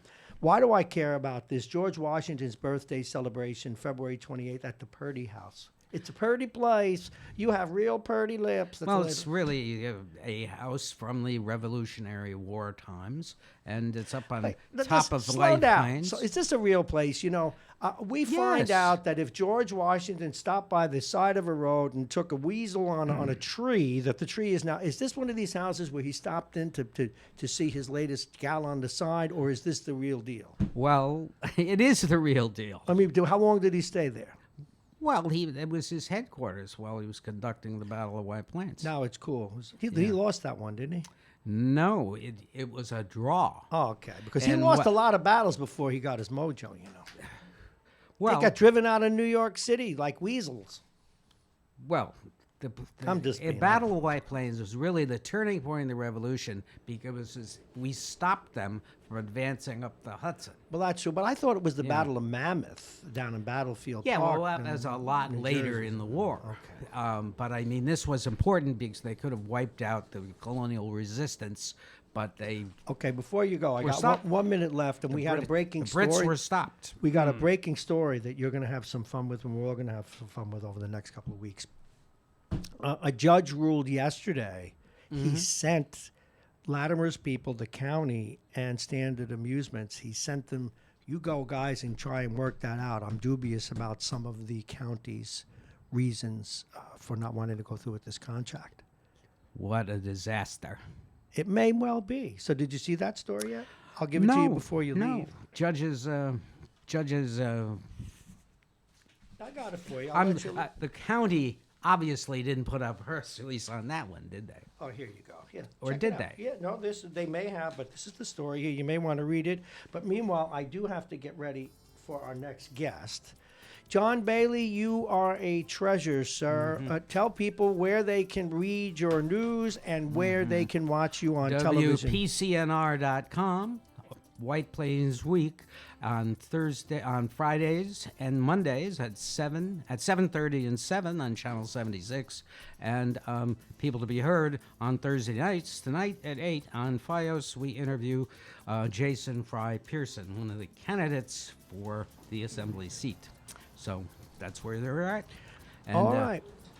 But see, this is just fed to the Journal News. Okay. That was fed. Well, it's because- fed, but it's not favorable to the county. So if it was fed by Well, they screwed the up. other side. So They let's screwed see. up.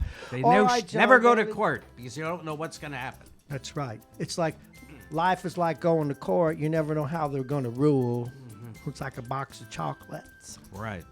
All right, John Bailey, thank you very much. WhitePlainsCitizen.net. It's time for Jake, and it's also time for Bud Poliquin, and we're going to bring him on. Of course, we're going to be talking sports. He's an award-winning sports writer, broadcaster out of Syracuse. Super Bowl, we're going to talk about the Hall of Fame. What percentage of the vote would Jeter get if he was a Royal? Stay right there. We're going to reach out to our guests.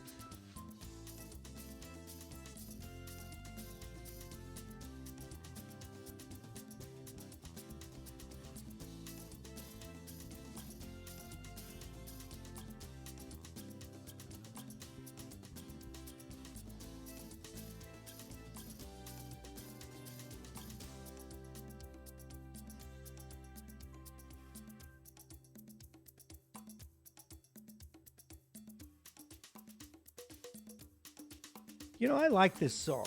I feel like dancing.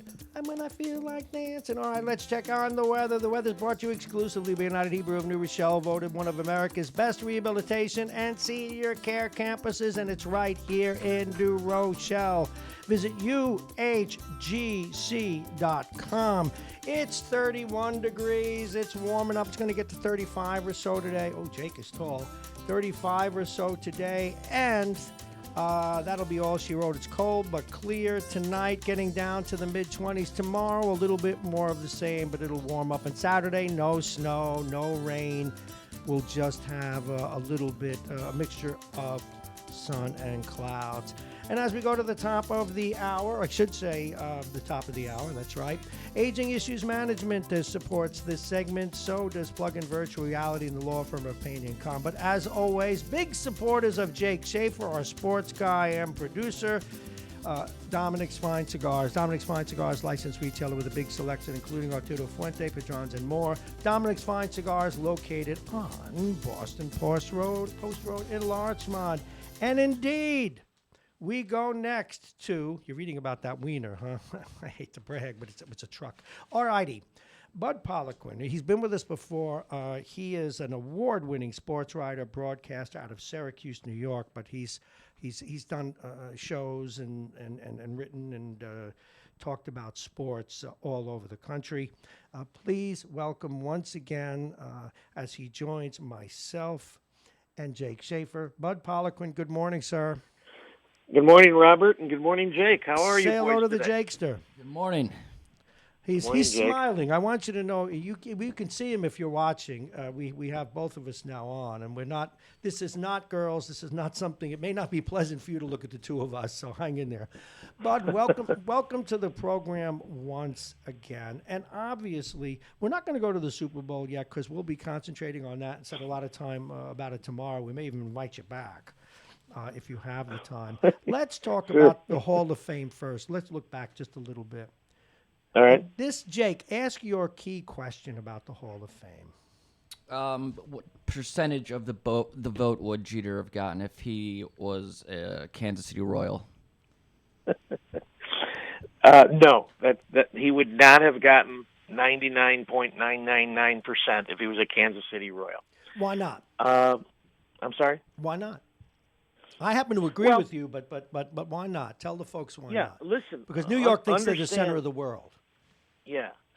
Understand that I bow to no person in my admiration for Jake, of course. For Jake? For Derek Jeter.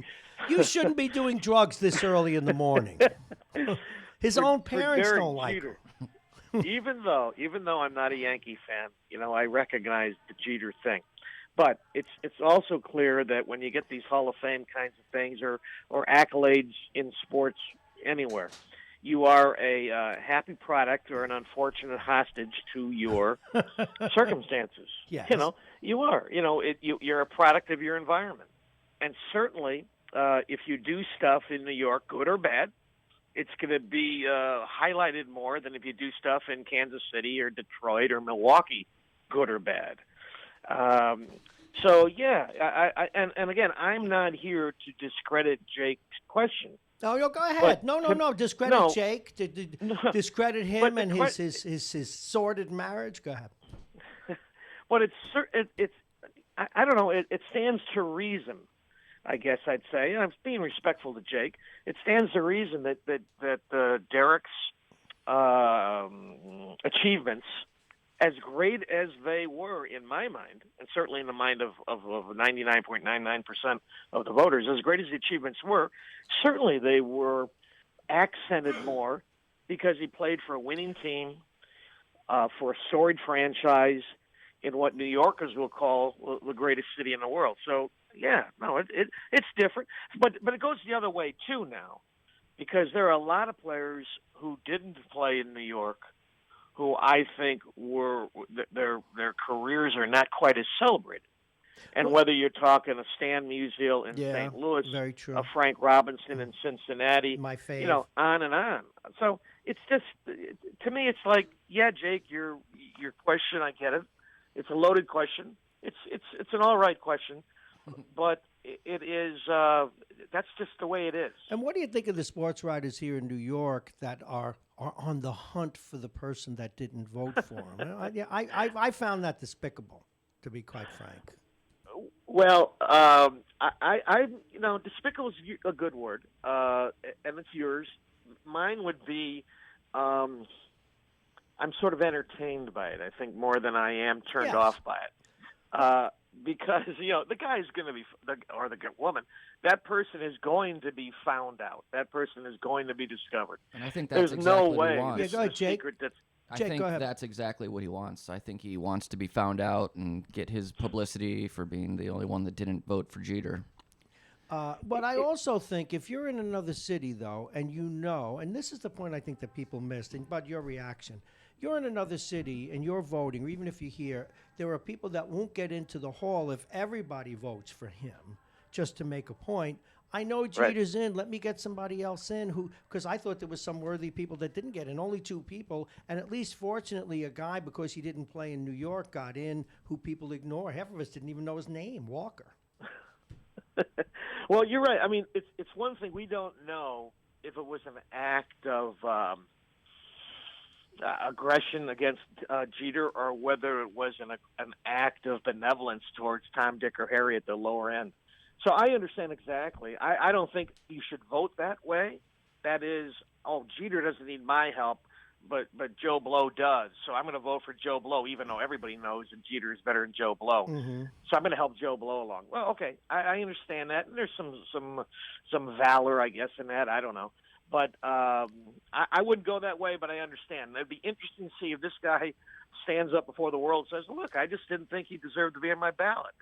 Well, now we got a crazy person on our hands. Our guest, this is Bob. I'm Bob Marrone, of course, here with Jake Schaefer. Our guest, Bud Pollock, an award-winning sports writer and broadcaster. He's out of Syracuse, but he covers the planet. And while we're on baseball, cheating. Jake. Well, I found something really interesting on the Twitter yesterday.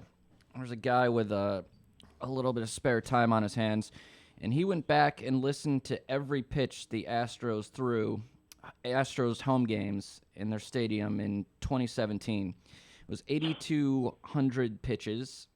Of the 8,200 pitches, he heard a banging noise 1,100 times. Wow. What?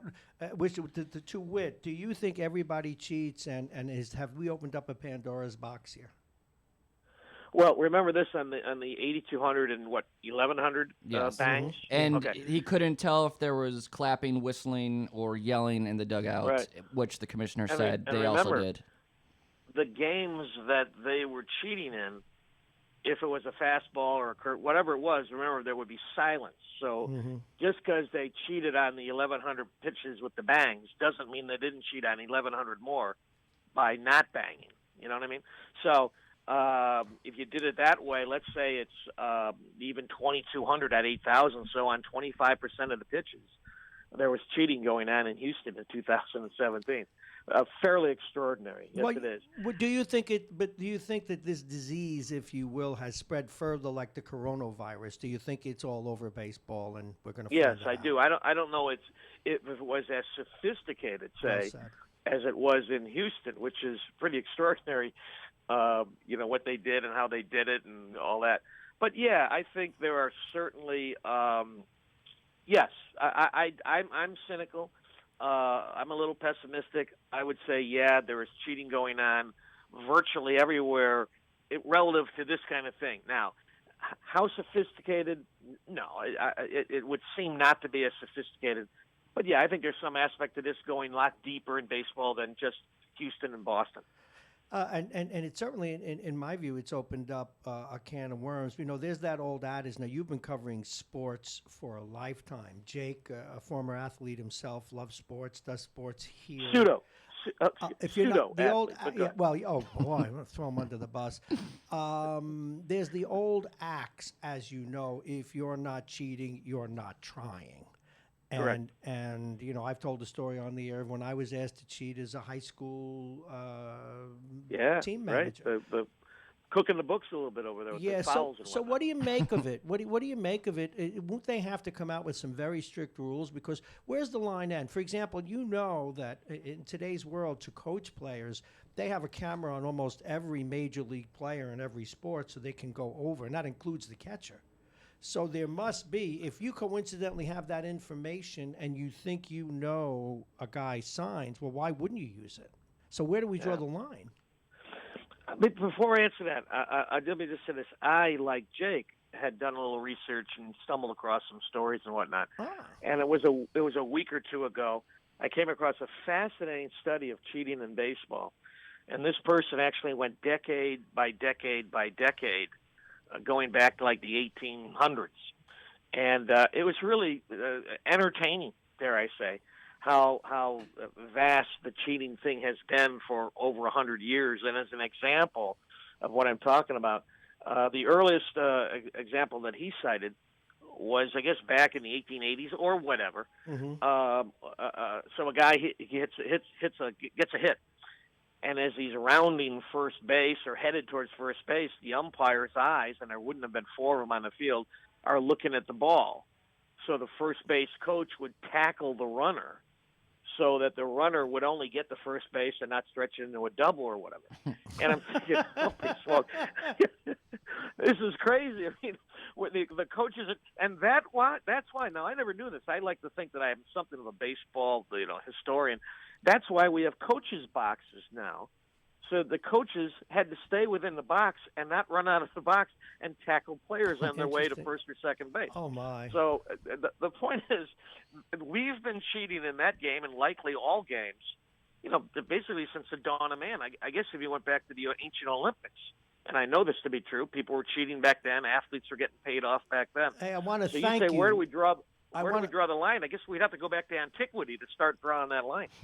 But Jake, I want to thank you for being one of the few guests who would not have said, Bob, you were there. I want to thank you very, very much for that. Again, Bob Pollock, our guest. Well, and I know in hockey we have ways of cheating with the stick. And I mean, being an older player, I am an expert at clutching and grabbing. And for the last 15 years, I've got away with something called a can opener, because I knew how to claw a guy's hand off the stick from behind and get away with it. But now all the refs I had to stop because the refs it took them 10 years to figure me out.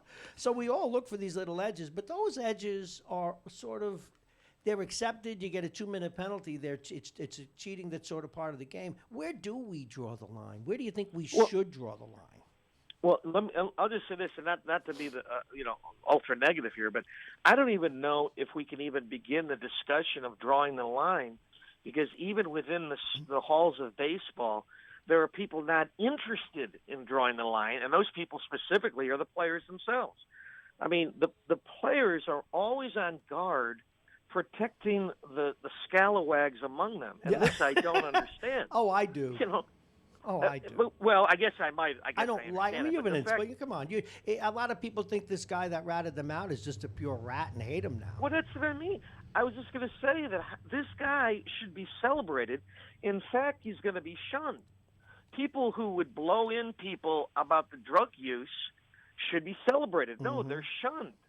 So when you have the people who are cheating and being, more importantly, the victims of the cheating, and they say, no, leave it alone. Where do you even begin to think about drawing It just tells you that everyone is doing it. No, but we get into the whole morality of it. I mean, it's like when even in politics, when Trump's personal fixer and lawyer went against him, he called him a backstabber. I mean, that's right. And I actually understood that. There's a certain, when you're in a locker room, you know the deal. You're in a locker room, what goes on there stays there. I mean, if I ever put on the air what goes on even in a beer hockey league locker room, I would be arrested for, the politically correct people would have me in irons. So there is a little bit of, hey, what goes on here stays here. It's like how many angels can you put on the head of a pin? So what one does in society, you have very specific, well-articulated laws. But how do we do that in sports? I don't know. Yeah, and I tell you what, and I'm not evading the question. I just don't have an answer. No, I don't think anybody does. Yeah. Yeah, no, but I go back to when the victims, forget the people who benefited from the cheating, when the victims of the cheating are the ones who are basically saying, leave it alone. go away. Oh, I'm not saying leave us it alone.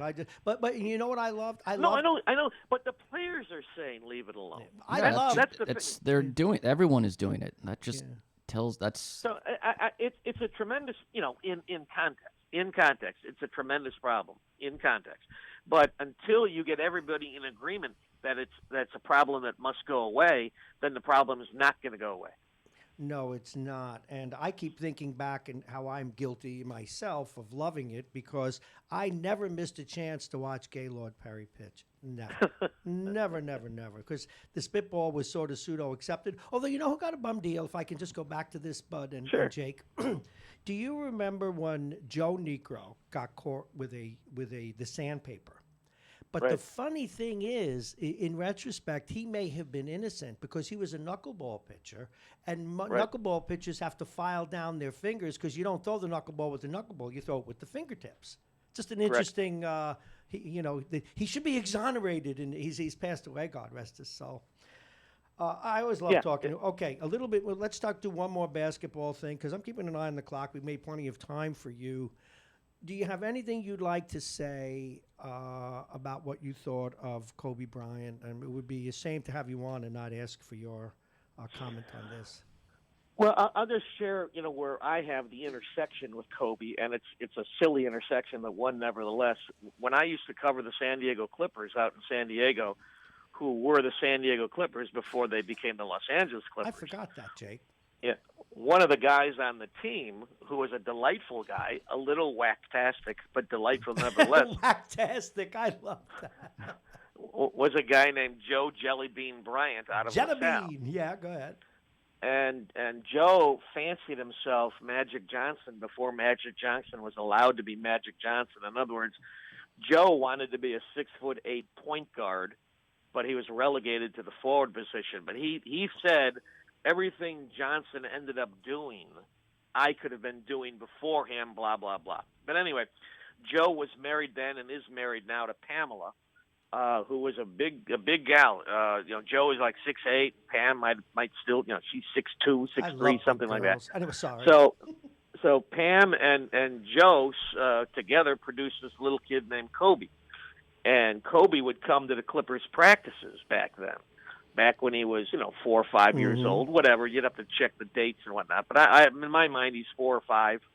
And he used to come there and, dribble the ball around and kind of throw the ball at the basket, never getting close, of course, at that age. But he used to be kind of like a semi-team mascot. And everyone would tousle his hair, hey, there's little Kobe, and so on and so forth. So, I would go to the practices, and sure enough, there I was with a person who knew would go on to be one of the top 10, 15, 20 players in basketball history. And, who knew? It turns out that my coverage and my time in the NBA sort of started to go one way. That is, I was going to a different part of the sports world, and Kobe was starting to come in and be Kobe. So I never crossed paths one-on-one.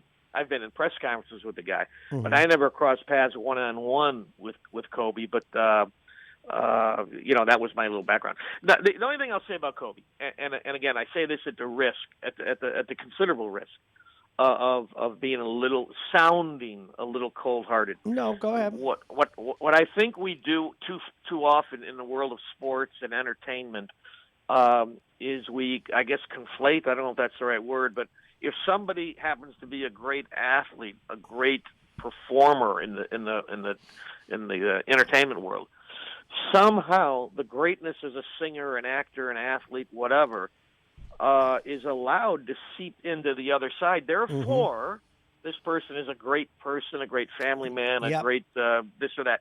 And that just sort of bothers me. I wish that we could draw a little stronger line between Kobe the athlete and Kobe the human being. And, I mean, he's Albert Schweitzer right now. I mean, I know. Apropos of what you're saying, I feel the same way. And this is going to get me in trouble, but I'll say it. Quite frankly, we have a much lower bar for athletes. Hey, look, he's got 16 kids on the side, but he loves his wife. Isn't that wonderful? I mean, we do that. Do you know what woke me up that way? I always wanted to get your comments since you came on, and you're too, Jake. Now, I'm older than you guys, so be nice. Maybe not Bud. I don't know. But in 1979, it's 78. I'm 29, 28 years old. And if you recall, it's a famous incident in hockey. And I was always wide-eyed. Hockey players must be at church every day. God blesses them. They're wonderful human beings. And it's one thing to have what you do on the ice. But as you recall, the famous, when the Bruins go into the stands and beat a guy with a shoe. Right. And I said, my God, I have lost all my reverence for athletes since then. I admire what they can do on the rink. But then one of the things I realized is, for the most part, we're talking about blue collar. There's nothing wrong with that. Blue collar, uneducated guys with, in some cases, bigger problems than I have, except they're good at something. And that's the reality of it. Right. I look back, and again, I don't know, but, when Luke Rockne went down in that Kansas, wheat field back in the 30s, the nation was shocked, and the football nation particularly mourned. But I'm not so sure that Rockne was mourned a whole lot beyond the fact that he was the great coach from Notre Dame. Mm-hmm. When Marciano goes down, the retired heavyweight champion, unbeaten heavyweight champion at the time of his retirement, when he goes down in his retirement, he was sort of freshly retired. I think he was only like 8 or 9 years out. Again, shock, Rocky Marciano. But I'm not so sure he became Albert Schweitzer in that. I think he was just okay. I think he was just a celebrated boxer. Yeah. We tend to do this now. Yes. Let me throw an icon under the bus for your commentary. Bothers me. And this, because I do a lot of political radio, and this man, I always admired him as a football coach, but he lies at the intersection. This sounds like a Star Trek thing. It lies at the intersection, but it does, of sports and politics. When winning is the only thing, by Vince Lombardi, is an infection that has moved into politics, business, and everything else. Not that he started it, but he characterized it. And as much as I admired him as a coach, I detested what it did to the mental mental status of Americans, thinking it's, and it even goes back to the cheating thing. And I don't know that he cheated or not, but we see it now in business. I mean, I did a story today. Deutsche Bank spent like $70 billion for stealing from people. I mean, right. But what's your reaction to that, to Vince Lombardi? Well, again, I don't know this, but again, there are people who have said that was a distortion anyway, that he didn't say winning was the only thing. The pursuit of doing everything you can to win is the only thing. That is true. That's fair enough. So whatever. I mean, we should just, if that's true, we should at least put it out there for quote-unquote correction purposes. And I'll use that as a segue, because in the interest of time, and pardon me for cutting you off, and I want to refer back to Jake now. Let's get to the Super Bowl. Jake, take over. Well, I think the game comes down to the 49ers defense. Las Vegas has the over-under at 55 and a 1-point spread in favor of the Chiefs. So that says the score will be around 23-22. 23-22. Oh, my goodness. Oh, no. I got to shut up. I want you guys to debate this. But I'm going to leave this point with this. If he only gets 21 points, my boy is going to lose. I'm a big Mahomes fan. All right, go ahead, gentlemen. Yeah. Well, I don't. I have fallen. Now, I covered 15 of these Super Bowls. Bless you. So I kind of understand, how the media, takes the story and runs with it, and sometimes they go down the wrong path. But from my point, sitting here and kind of looking at this game from afar, I can't imagine that we're going to have a 23-22 game, which I think, considering the offensive weaponry on both sides, it seems to me that would be almost equivalent to last year's 13-3. It would almost be as boring as that. I gotta believe that these teams are headed for the 30s and beyond. I'm not so sure it needs to be a 1-point game, because with this kind of explosiveness, somebody could put 14 points on the board real quick, and now it looks worse than it is. But if this game is in the 20s, Jake, I'll buy you lunch next time I see you. How about that? Yeah, I think Mahomes has at least 3 or 4 touchdown passes in him. Yeah. I think Garoppolo's going to have a good game. Didn't you just say 23-22? No, I was just doing the math, but it should be actually the over under. It would be a 30-25 ish game. Yeah, I think both games will be in the 30s because I look at them, and again, there are too many guys on both teams who can make explosive plays. This is not the old, 3 yards in a cloud of dust sort of approach to football. These guys want to score and score a lot. First team to 100 wins in basketball. And in this game, first team to 30 maybe wins. So I like a game in the 30s. I suspect it'll be close, but it really could be a 2-touchdown game only because of freakish plays that suddenly, bang, somebody goes for 65 yards and then, bang, picks up a fumble and runs it in, 45 yards. Mm-hmm. Yeah, I think it's coin flip. Who do you like? The Chiefs are favored by 1. I'm in a waffle. I honestly, truly don't know if the idea that one team is favored by a single point indicates that this is the coin flip of all. The mother of all coin flips is this game. The mother. So, I'll tell you what. Just to make it interesting, whoever you pick, Jake, I'm picking the other side, and we'll have lunch on that bet too. Are you All right, are you sounds good. saying that he's the guy that was with Custer and said, "Over that hill, they're friendly Indians"? Are you suggesting that Jake is a Jonah? More or less. More or less, yes. My guest, the delightful Bud Poliquin, award-winning journalist, and wow, you got to go to 13 Super Bowls. I asked Jake this yesterday. I think you said 16. I asked Jake about this yesterday. Would he want to go? And I agreed with him. He said, "No. Who wants?" It must be. Now, again, it's exciting, I know, and I've covered different things, and with the Secret Service, just to let you in and everything. Covering some events is a pain in the butt. Isn't covering the Super Bowl, just like a hassle? Yes, but I will correct both you guys. Fine. Yes, as my mother would say, yes, 1,000 times yes, that the Super Bowl today is a pain. It's a pain. But it's a pain that every American, when I become president, I'm going to make every American, it's a rite of American passage that everybody must attend one Super Bowl. Because the sheer bigness of it, the sheer testimony to American excess is right there on display. You cannot help, and again, I'm not trying to be go ahead, a please. big shot here. No, be yourself. No, please. I've covered 29 Final Fours, 7 World Series, a lot of heavyweight title fights, a lot of boxing championships, I should say, not all heavyweights. I've covered Olympics. So, the bragging is over. Of all of that stuff, in terms of sheer spectacle, ridiculous spectacle, over-the-top spectacle, the Super Bowl stands above all of them. And to sit back and to watch it, and then you sit back further and you say, this is all for a silly football game. It kind of blows your mind how extraordinary this is. Hey, Bud, are you interested in yes, selling? You must go. You must go to a game. You must just go, even though sold, it's a horrible thing. Hey, Bud, you just sold me.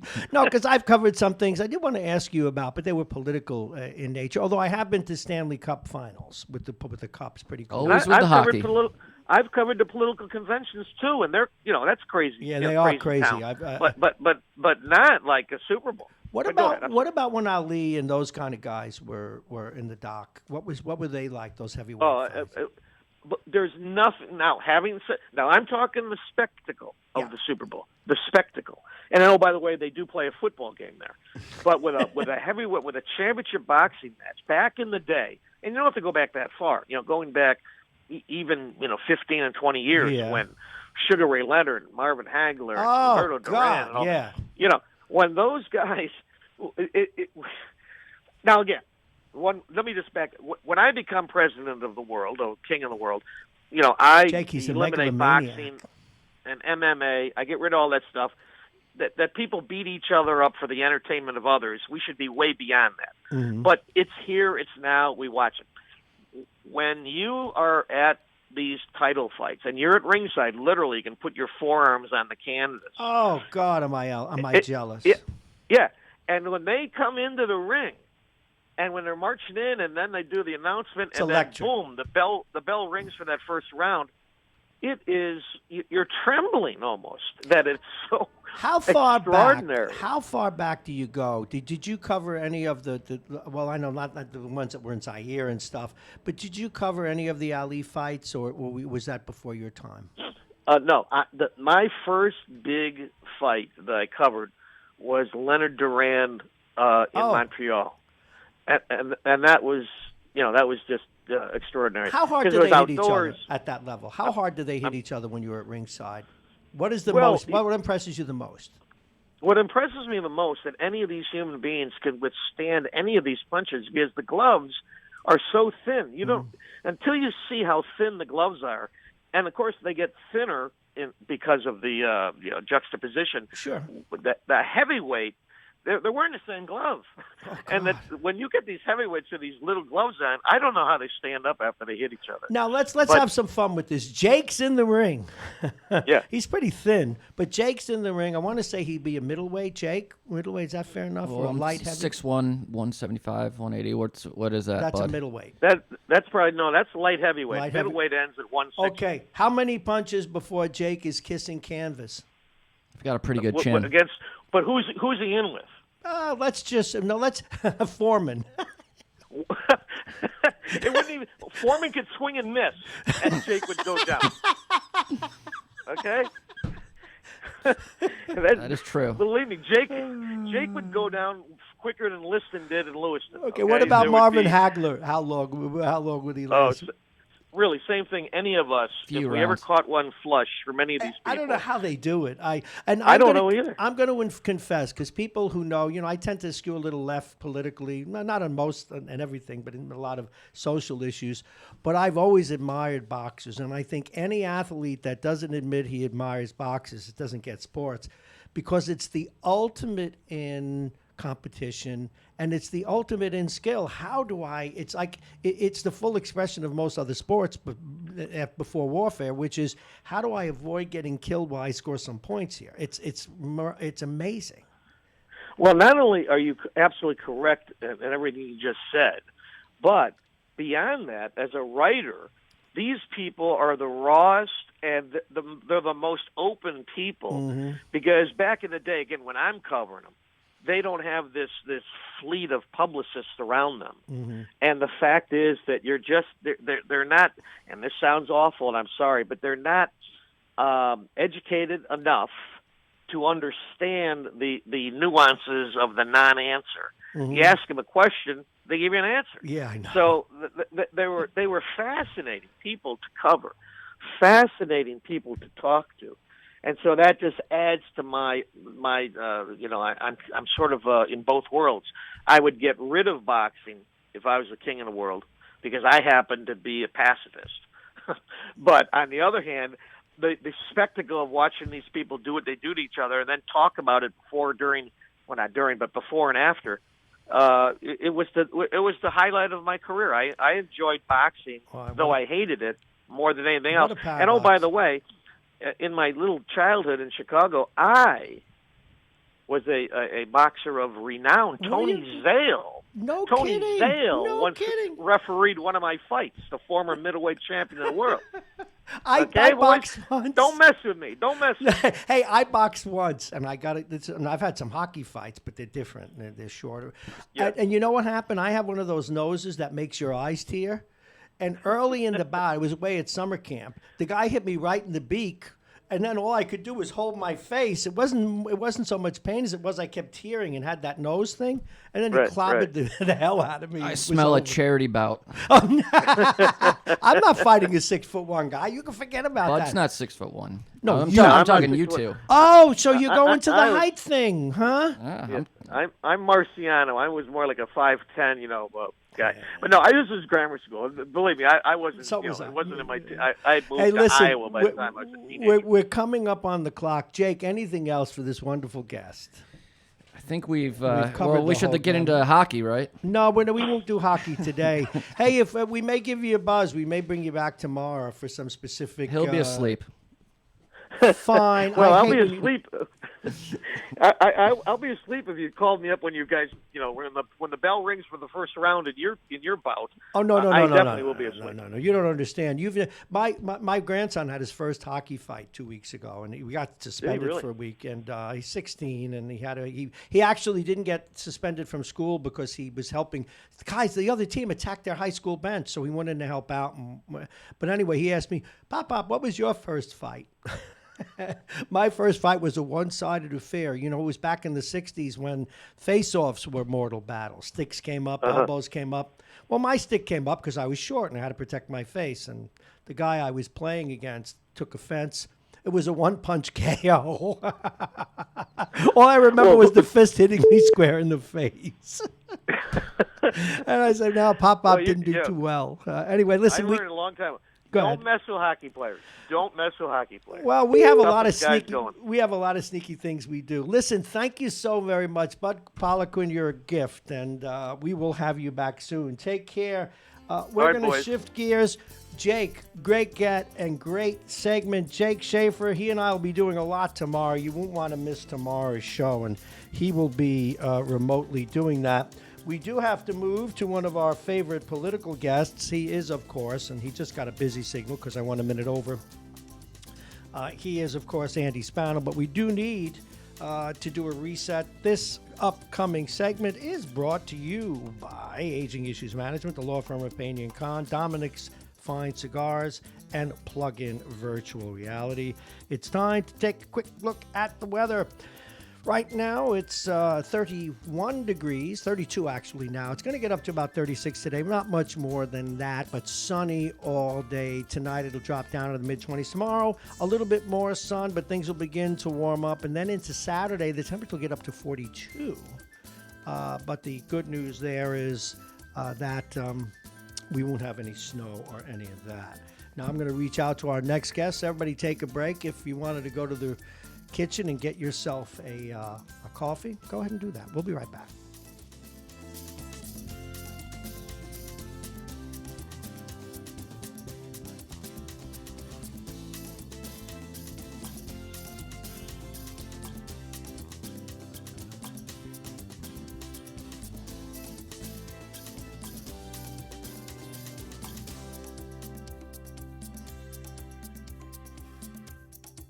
All right, we're going to move on right now. You know, Jake and I were just talking off air about what a great guest Bud Poliquin is. And by the time we're done with, we're going to use him like a rented mule and have him on pretty regularly.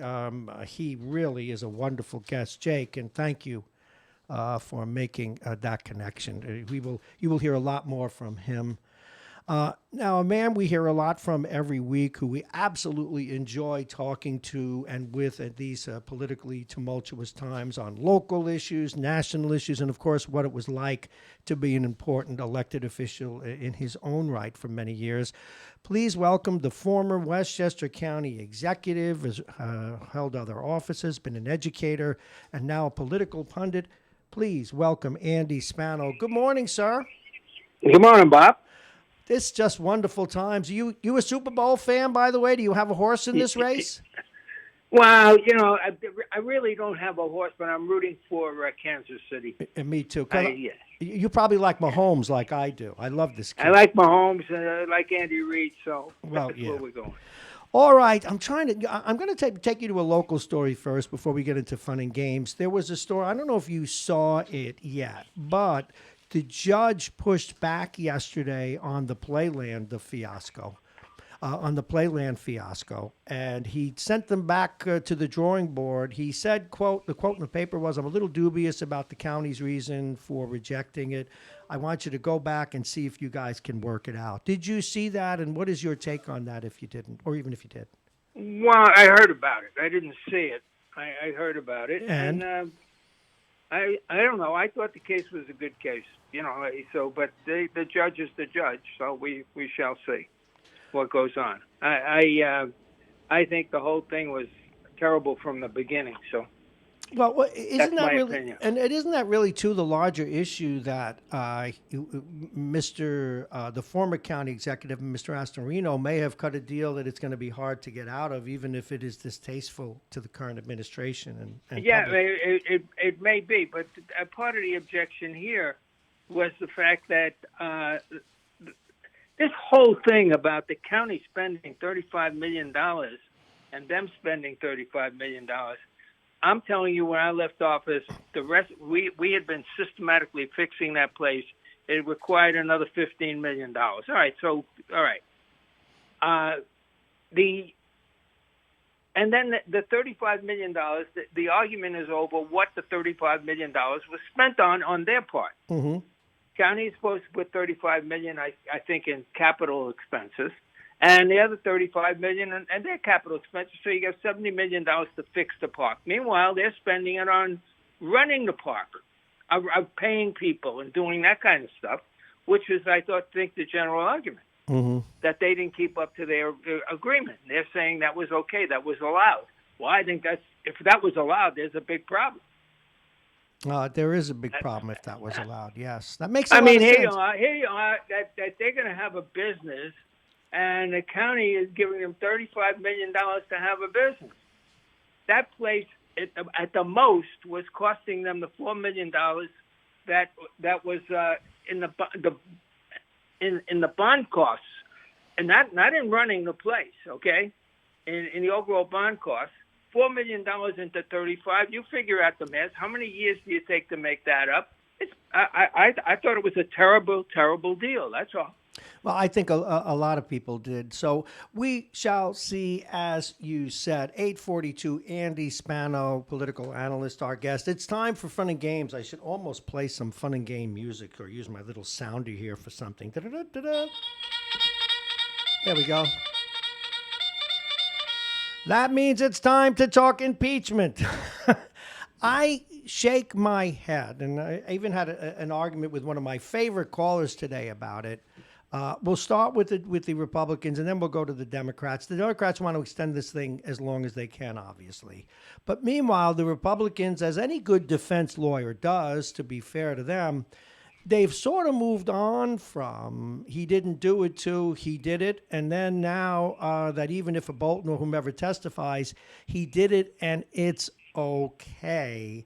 And I wonder why they just hadn't done that before and moved on to a vote and just accepted that he did it. Now they're trying to, I would say, change the rules of the game. Maybe they think that these are the rules that have always existed, that a president can go to a foreign power for political gain, because if the president believes, as Dershowitz said, that my election is in the best interest of the country, then he's within the law, even though impeachment isn't about the law.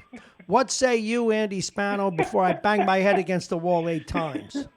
Yeah, you're like everybody else. I mean, you're giving me these logical frameworks, which you think are relevant. Well, by the way, I gave you a chronologically series of how this evolved. Did you go to speech therapy since our last visit? Chronologically, of course. No, I know. Well, I've always said. I looked it up. It's actually a word. Oh, chronologically. Well, I spoke it's with very rarely used, but it's chronologically. I spoke with the great defense attorney. We had him on last week. In fact, on Friday after you about this stuff, and he always gets he doesn't get angry, but he gets a little bit annoyed when I say, "How come you defense attorneys are allowed to say, well, my client may well have been at the moon on the time. You can't prove he wasn't." Defense attorney, they have a wide berth. Okay, and as do the impeachment guys. I'm trying to use logic, and even let me say, the Republicans are in a political bind, so they have to approach this politically. I mean, they want to maintain. Democrats. Yes, go ahead. I'm sorry. And that's all that this is all about. They've got to come up with any kind of rationale, and that's a good rationale they came up with. Which one? Which one chronologically? No, but I mean, that maybe he did it, and so what? It doesn't rise to the level of impeachment, so why drag this on? That's basically a pretty good argument. Actually, it is a very good argument that I thought they hurt themselves by saying nothing happened, and I thought it hurt the president's credibility, which I thought couldn't be hurt anymore. But, we had a caller this morning who always reminds me, the Democrats are playing major league politics here, too.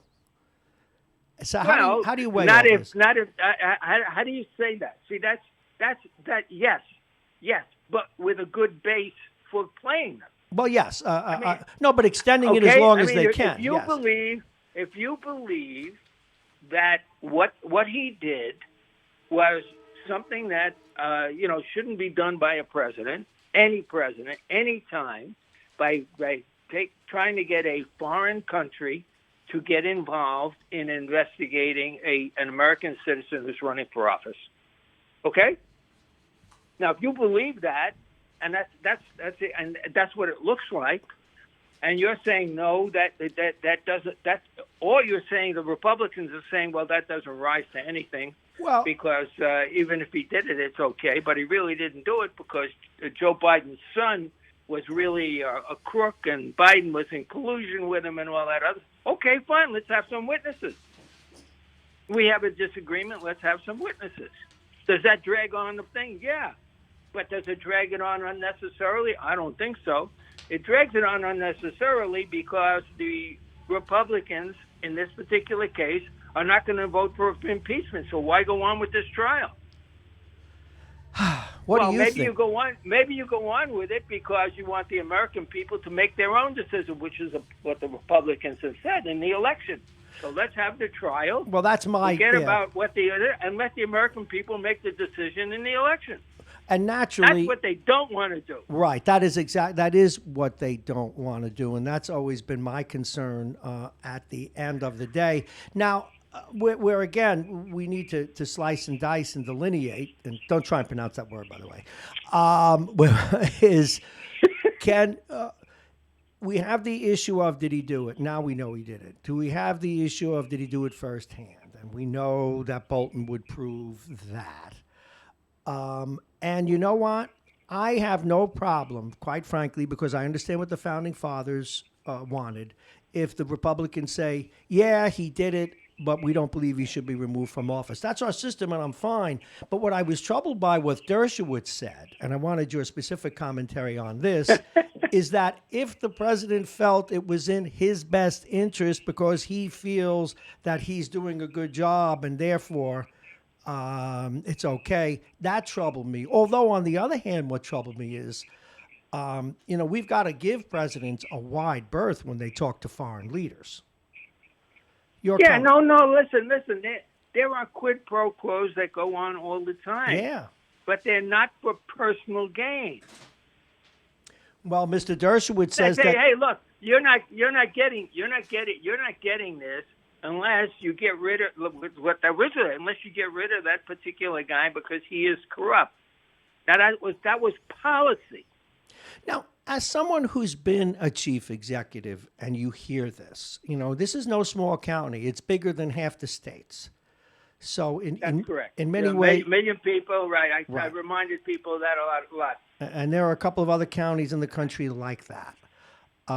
So it's like being a governor. When you hear this argument and you think back to your career, and I was even tempted to be humorous about it and say it's confession time, but you must look back on some decisions that you made and say, geez, if it is okay to do that, wow, how much will this open up a can of worms, and how much will it expand presidential power? Well, forget about impeachment of this. This is okay. I mean, what the hell? I mean, he's still saying that the president is that you can't do. The president can do almost anything he wants, and that diminishes the entire system of checks and balances. Now, I had an argument with someone the other day who said the Constitution doesn't give the power of Congress to follow up on the president in this way. This is an interesting paradox because this is going to affect presidents in the time immemorial in the future. I don't, how do you think this is going to go? What do you think is going to happen? No, this is an interesting time in our history. I don't think we've ever been through this. We've never had someone who blatantly says, I don't have to do that. I don't have to give you anything. He didn't even claim presidential privilege. No, he never didn't. Claimed it. No, he's not claiming executive privilege. Although he did send a letter. The White House sent a letter yesterday telling Bolton that they're going to declare his book top secret. So, I heard that too. That's interesting. That's going to be interesting. It's going to. But the thing is that the entire system is simplistic. I mean, look at the Constitution. I forget how many short pages it is, and then everything flows from that in terms of history and precedent and so on and so forth. And when you go trying to look for particular words in the document, you're not going to find them.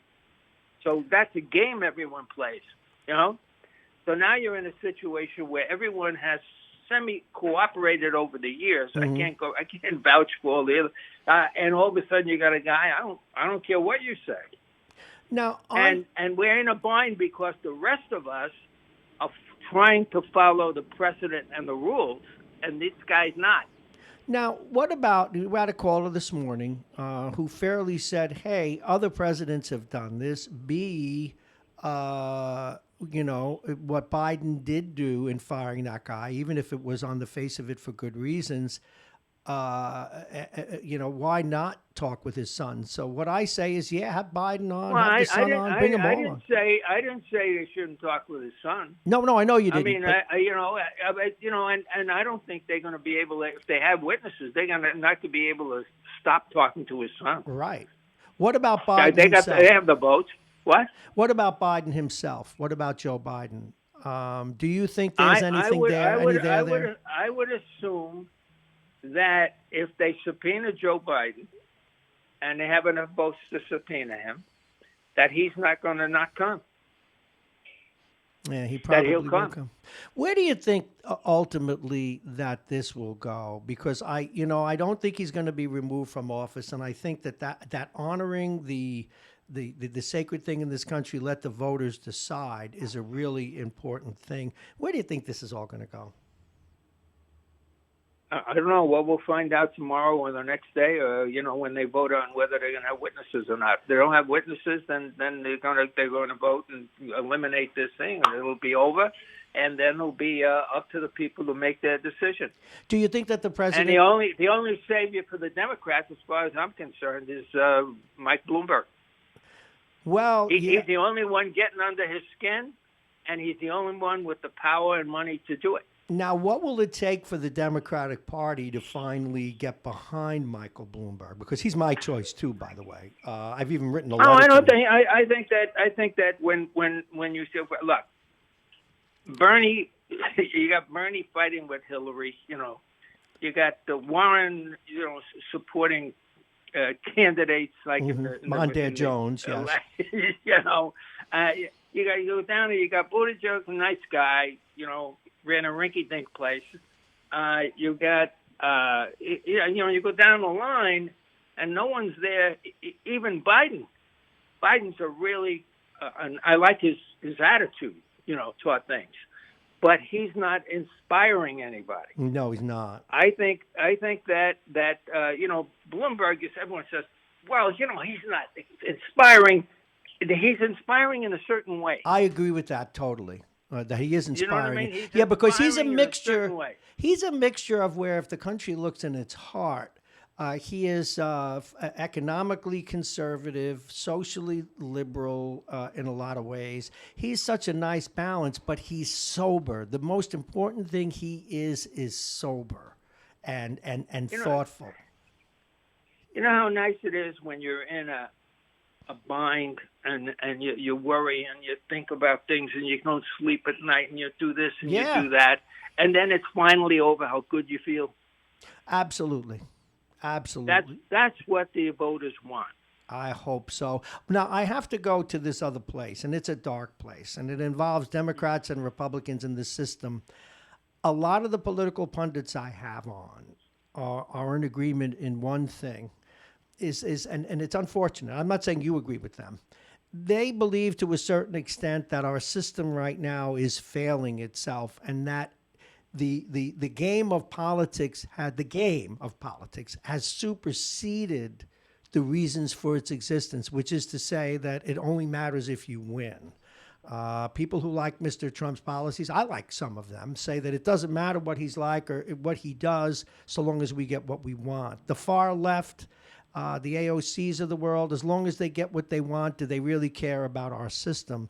Has the game gotten bigger than what it's intended to do? Well, it's moved off to the fringes. So that that's the way I see it. We were able, and I don't know why. Maybe the internet has something to do with it. Maybe this communication stuff has something to do with the ability to influence pick out, people with blue hair and brown eyes and go directly to them with a message. Those kinds of things have changed the politics, and I don't think anyone anticipated that. And No. and that's what you have. You've always it's always been in politics. Winning had a lot to do with things, Mm-hmm. but winning was not always certain. It wasn't always as clear as it is now. It's interesting. It's clear. You got one side, you have another side, and that's it. Well, but that's killing us. In old days, you had one side, you had the other side, but there was a little mix in each side that you could depend on going one way or another or doing the right thing. It isn't about remaining in office. It's about maintaining power. For some reason, power has become even more focused in individuals. That's the way I see it. But do you worry about it? Do you worry about the center holding? I mean, because people are losing faith in the process. Again, I find myself as a centrist being whacked from one side to the other. I deplore what Carranza's doing to the schools and what the extreme of the far left. No borders, free ed, and on the other hand, the way this administration behaves. Can this center hold? Listen. I worry about climate change more than I worry about that stuff. Well, you should. That's going to be irrelevant. The other stuff is going to be irrelevant. Wow. Okay, Andy Spano. I go that far. If they were addressing things in a substantial way, that would be fine. But none of these major issues are being addressed. Look at this Middle East thing that he put out. This plan? He chose one side. He said, let's give the Israelis everything they want and put tunnels to connect the place. But he did offer them $53 billion, but it was totally patronizing. And if that's what his son-in-law has been doing for the last 3 years. Well, and it has nothing to do with helping Netanyahu out in the next election. No, it doesn't. Well, I'm saying this tongue-in-cheek. No, but you see, here's the difference. That's the stuff that used to would go on in politics. What just happened. Yes. With the hearings. Yes. Not the stuff we were talking about. Right. You know what I mean? That everyone looks at it and says, we know what's going on, but that's sort of what everyone did. Mm-hmm. What we're talking about is different. Nah, well, it is. By the way, when I saw the two of them, and this is tongue-in-cheek for my listeners, when I saw the picture of the two of them, I couldn't tell if it was a lineup or a political picture. Well, yeah, you got one being impeached, one being indicted, and Abbas, on the other hand, is like 1 foot in the grave. Oh, my goodness. Andy Spano, we have to go. It's coming up at 9 o'clock. First, your prediction for the Super Bowl. Second prediction, will Trump be reelected? I think it's going to be a close game at Super Bowl. I think I would like Kansas City to win, okay? But the 49ers have a very formidable team. So, very hard to predict this one. Kansas City in that. Okay. Okay, and what was the second question? Okay, the second question is, will Trump be reelected? I'm out on that right now because I got to see a couple other things. Well, we'll give you time. I think they're going. Let me tell you something. I still think they're going to get witnesses.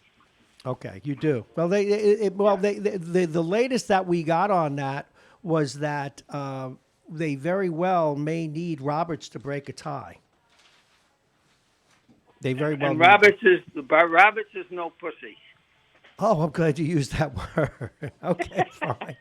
Well, you just blew me away. Usually we say wussy to avoid that. So from chronologically, no. Oh my God! I thought I was on some cockamamie place where I could say things like that. No, it's not.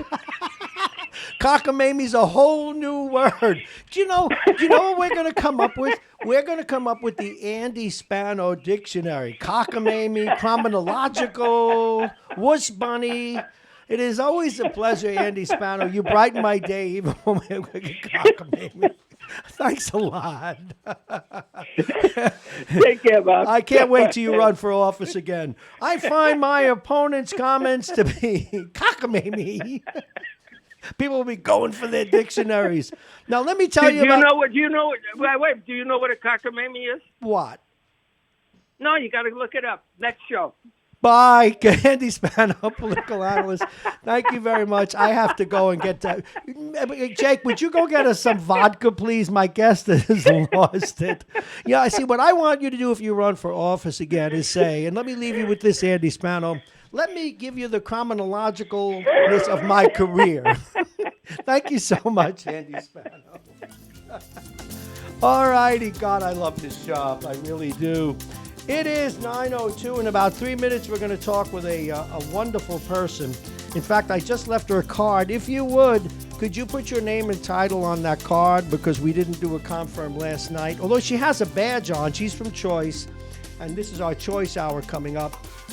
But right now, we need to reset chronologically, of course.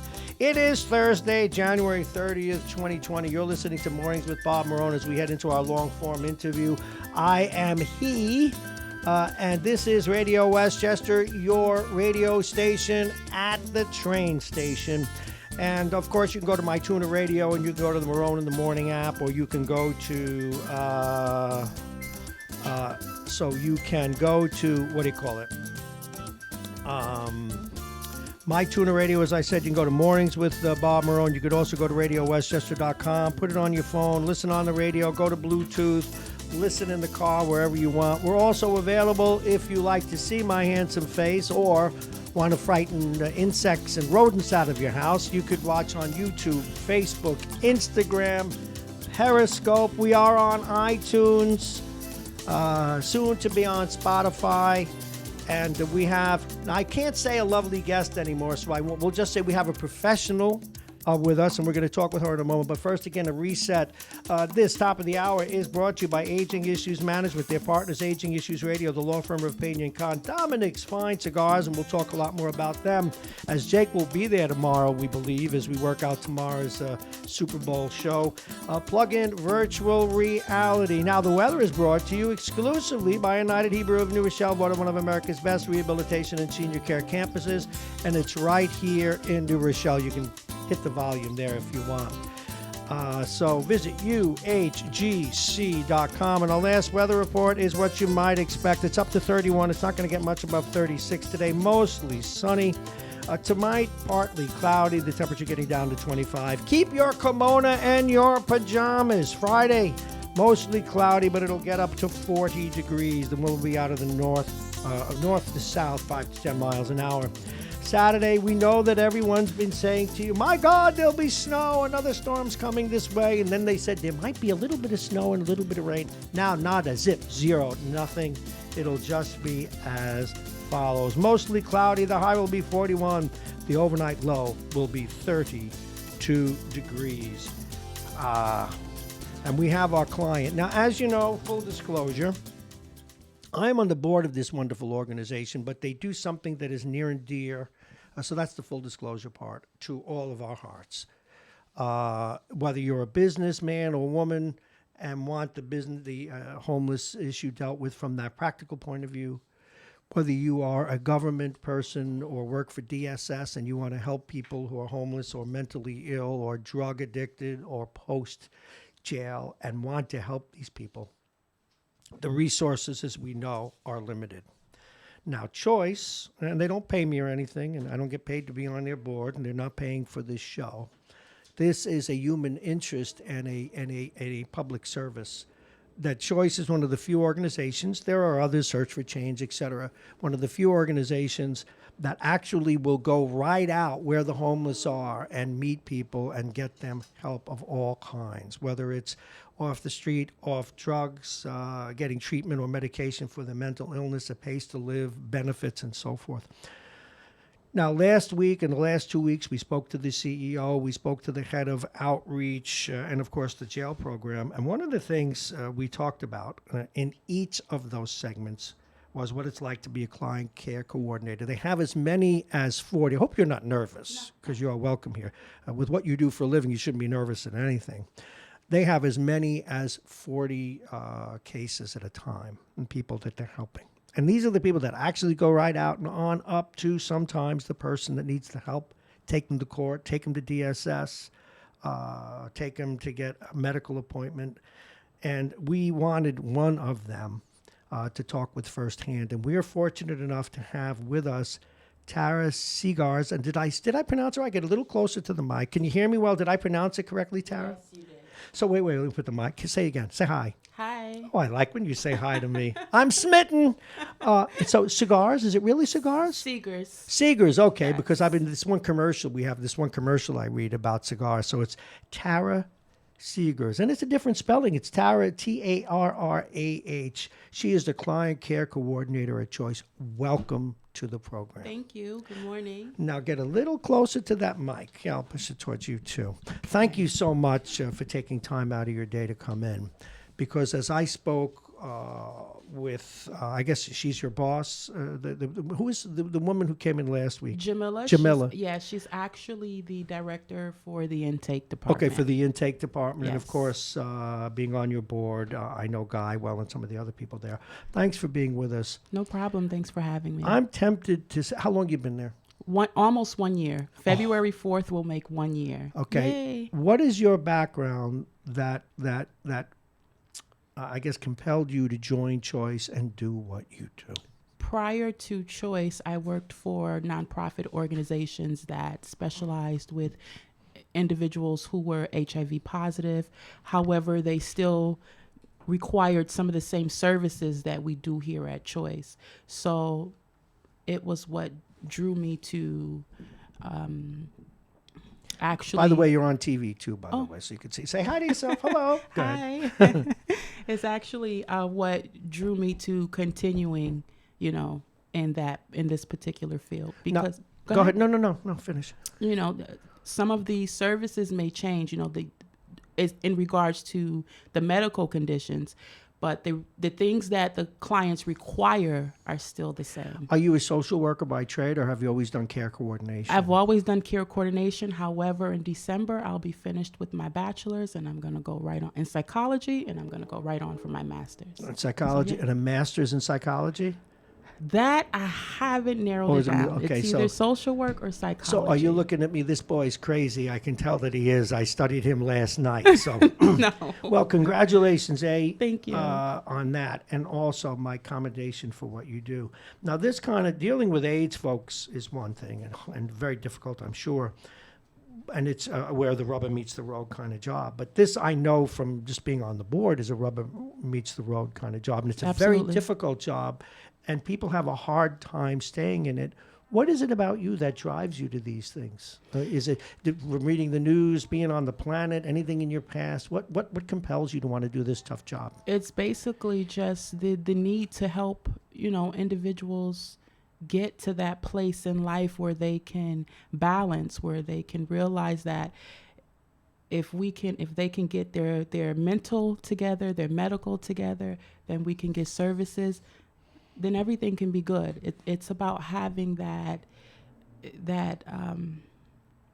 overall, everything overall being, complete. And, I was raised by a single mother. She worked hard. And that was one of the things that led me to social work. My mother had a very good social worker when I was a young child who actually helped us. She came in. The real deal. She saw where there was a lapse in things that were going on, and she helped. She didn't leave. And because of that, it was one of the things that drew me to, this is what I'm going to do. Did you grow up here in Westchester? I was born in Brooklyn. However, we got to back up now. I'm from Brooklyn. I was born in Brooklyn. I grew up my younger years in Brownsville. However, my mom moved us upstate, 7 hours away with other family members in Buffalo. So I spent I got relatives in Buffalo. Yes. I know this woman. She's from Brooklyn. She goes to Buffalo. A lot of snow, though. Yes, a lot of snow. I spent a lot of time in Buffalo, New York. Nice town. Nice. It's actually a very nice town if you can deal with the cold and the snow. Go Bills. So. Yeah. Go. Oh, you're a Bills fan? I'm a Bills fan. Get her out of here, Jake. No, don't kick me out yet, Jake. Out. Let me stay. Okay. Thank Bill's you. fan. You're a Sabres fan as well, I'm I a guess. Sabres fan, We'll let yes. that go because we're partial to hockey. Okay, But thank you. Okay, now this may also get you thrown out. But who's your pick in the Super Bowl then? The pick for me is I'm going to go with KC. I knew I liked her. I got LaShawn Brooklyn, McCoy. Buffalo. I got Sammy KC. Watkins. I want to see those guys. Those are ex-Buffalo Bills players, and I want to see so it's LaShawn. only because they're ex-Bills. No. See, I like Patrick, Mahomes. I like love Patrick Mahomes. I He's my new Eli Manning, the reason that brings me to football. He's going to carry KC all the way. And I like Andy Reid. It's his time to... Everybody likes Andy Reid. Yeah. Even Jake is our sports guy. He does some production as well, the man who helped you like get sports settled. too. And clearly, do you play any sports? No, I kind of played a little tennis, but I just grew up watching. I was more of a watcher. You're more of a watcher. Yeah. I've been a watcher in my life too, but usually it's been watching women. But no, I like sports too. But. Okay. All right, Tara Seegers. Seegers, yes. Seegers is our guest, and you can see just a wonderful person who comes from all the great spots on the planet. Thank you. So you settled here in Westchester now because you're not commuting to Buffalo. Oh no. Whereabouts in West? Where do you call home? I live in Mount Vernon. Okay, Mount Vernon. We Yes. do a lot of Mount Vernon stories here. That's the news gift that keeps on giving. Okay. Oh my goodness. It's a lot going on there. All right, but what you do, and you know what's kind of nice? I usually save this for the end of the interview when I interview someone like yourself. But I'm so glad that society continues to make people that care, because this is a tough job. And what we're going to do over the next, 40 minutes or so, 35, 40 minutes, is talk about what that's like. So you moved to Choice. Yes. Now, these are tough jobs. What's the job like day to day? Maybe we can start with, how do you approach someone who's on the street for the first time? Well, that's the most challenging part, because there are times when the clients don't want you. Just a little closer. They don't want to be approached in that kind of, outside in front. So you always have to be careful on what you say, how much you're going to say, because you're outside and there's other people. Normally, the thing I notice that food will always draw someone to me. So if I'm going to engage someone, this before. Say that you mean food. You go ahead, continue. A donut, a cookie, some juice, a sandwich, something. If I'm going to go and if I'm homeless, chicken parm hero, you got me. I'll go anywhere you want me to go. Okay, good. I'll keep that in mind. Okay, go ahead. I'll definitely try to have something, because, the first thing I want to do is I want to get them to talk to me, to get, make that initial connection. And if you have something, hey, Mr. Such and Such, how are you? And they'll immediately, if they're okay, maybe you'll get a good response. If they're not, automatically the guard goes up. That's when you say, you've been out here, let me offer you something. Have you eaten? Can I get you a coffee? Can I get you a donut? And right away you can engage it. And they almost say yes. Okay. Most of the time they'll say yes. And then after that, that icebreaker, you can kind of many get things to, are possible. Yeah. Now, of course, we're talking hypotheticals. Generally speaking, the person who's on the street, what's the most common malady? There's the range of, you've got ex-drug addicts, mental illness, people who are down and out in life and gave up, depression, divorce, family issues, lost hope. What's the most common? For me, in my opinion, I feel like individuals don't know the services that's out here, the resources that's out here. But before you can go for the services, you got to try and make some sort of a read. It may not be the first day. What their issue is. What's the most common issue you run into? Homeless. They can't afford they can't afford to live. It's money. And they don't know. A lot of our clients don't know about the resources that they're entitled to. And when they go seek these things, they're not always met with a warm reception. So that's where we say more about that.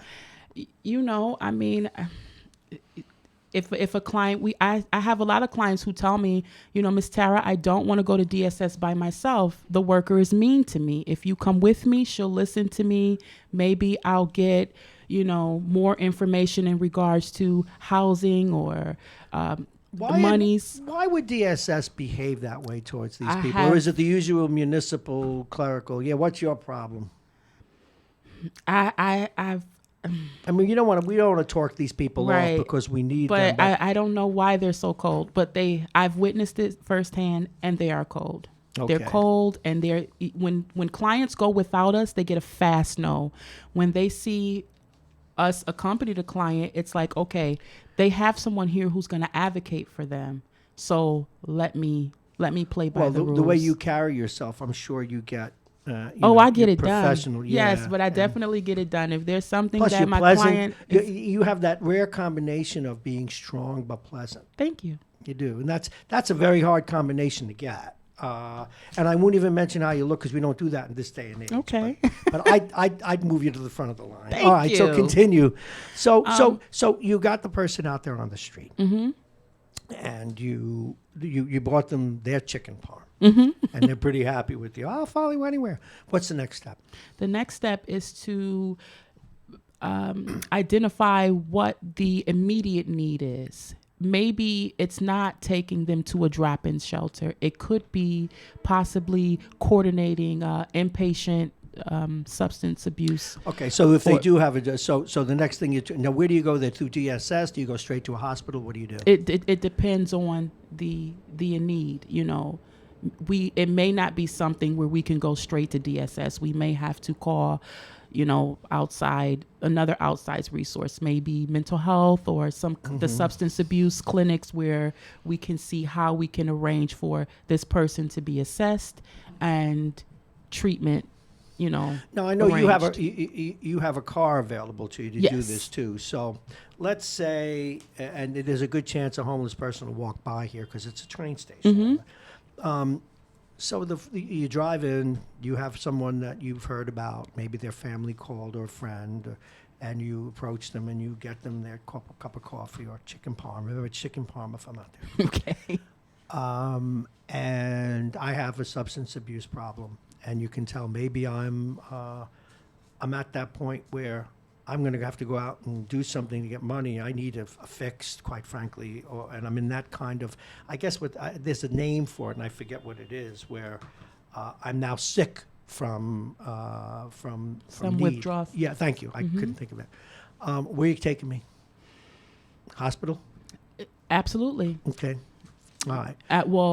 It's not by force. I mean, no, the I first understand. Thing You can't cuff absolutely. them and take them. It's assumed that they agree to but this. But it would be the first thing is let's have a conversation. Mr. So and so, what's going on? Okay, so let me help you right now. Let's go. And that's when they see that they don't have to go by themselves. When you're with them, you're going to stay till the end. We have to take ownership. Whenever we take on a client and we're out there and we pick up that difficult client that probably needs to go get services right now, you're taking ownership of that. So you have to see it through to the end. Mm-hmm. And when they see that, then it'll help them to... Well, that was my point, because one of the things I understand is you're not just taking them to the hospital and saying, good, it's your problem now. No. You've got the case. Yes. So you drop me off. Yes. And we'll say I have an opioid problem. Okay. And you drop me off. Now, I know it's hard to get a bed as well, but when it comes to substance abuse, you're taking me to probably a specific kind of place that you have absolutely an association with. So what happens next? What happens next is we hope that, like you said, there's a bed available. So let's just hypothetically say there is. From there, we will coordinate with the social workers, the staff there, nursing staff, to immediately start a plan once discharge happens, because we have to think about what's going to happen once this person leaves, because if he or she leaves and they have nowhere else to go and they're back out here by the train station, as soon as they get out, the same thing is going to happen. So what we would like to do is have that discharge plan already in place, to where what's the next step? Okay. Where's this person going to go next? What's typical? What's typical is after that, the worker, myself, would pick the individual up. You're going to go back to when they're Absolutely. out of detox or whatever. Take them to DSS to get placed. Now, also, chances are they may have some kind of medication if there's also a mental illness or perhaps antabuse if Absolutely. they're alcoholic or whatever. Yeah, okay. So you've done that. Absolutely. Now you go back again. This is just one case, folks. The typical person who does what Tara does has 40 cases. 50. 50 now. Oh, my God. Okay. Between 40 and 50. My goodness. Okay. So you come and pick me up, and you take me to DSS. Now, what are we doing there? I don't have a place to live. I never even filed for Medicaid. What's next? What are you doing?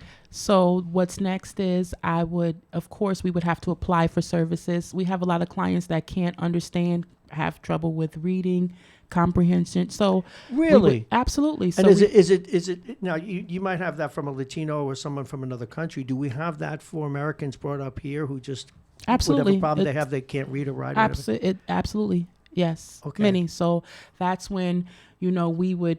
I'm there, so I would complete the forms, helping the client to understand what he or she is applying for. So this is your immediate need. This is what you're applying for. This is what we're going to ask for. And, from there, that's when the advocacy part starts. We have to advocate. We can't leave until this individual. So what's likely to come out of DSS? Again, I have no place to live. You've detoxed me. I don't have even so much as a fare card. What are you getting from me? What am I most typically going to come away from DSS with? A shelter, placed in a shelter, emergency food stamps, and depending on... There is such a thing? Yes, there is. Depending on your financial situation, if you have Social Security or if you have some kind of other like income you may even now I know some people in my life, as we all do, who maybe they were ex-alcoholics or maybe they were drug addicts or maybe they haven't, and they're actually entitled to disability. Absolutely. Now, so you have that as well, that possibility in Medicaid. So you're dealing with that too at DSS. Absolutely. So okay, you tell me, emergency food stamps. What else might you walk away with for that person? Basically, that's it. And from there, the hard part starts. Okay, that's what I was going to say. I knew you were going there. Yeah. So you've got me. I've got my food stamps. I go out and buy my chicken parm sandwiches. You've got me in a shelter for now. The other issue I have is how to, stay off drugs, not go back to the place that drove me to it. What happens next? As you say, it's the hard part. And people listening to this are saying, who's that woman he's talking with that we see? Her name is Tara Seeger. She's a client care coordinator with Choice, and we're talking about the actual process that follows intervention. And we're up to now, your come on, if you will, is something to eat. And they're willing to talk to you. It's not that you're cuffing them and taking them away. You're taking them to DSS and then getting them shelter and food stamps and all of that. And then if they need whatever services, it could be Medicare, it could be a bus pass, it could be I'm sorry, not Medicare, but Social Security for people who are handicapped in some way. All right, now comes, and you're right, the hard part. What comes next?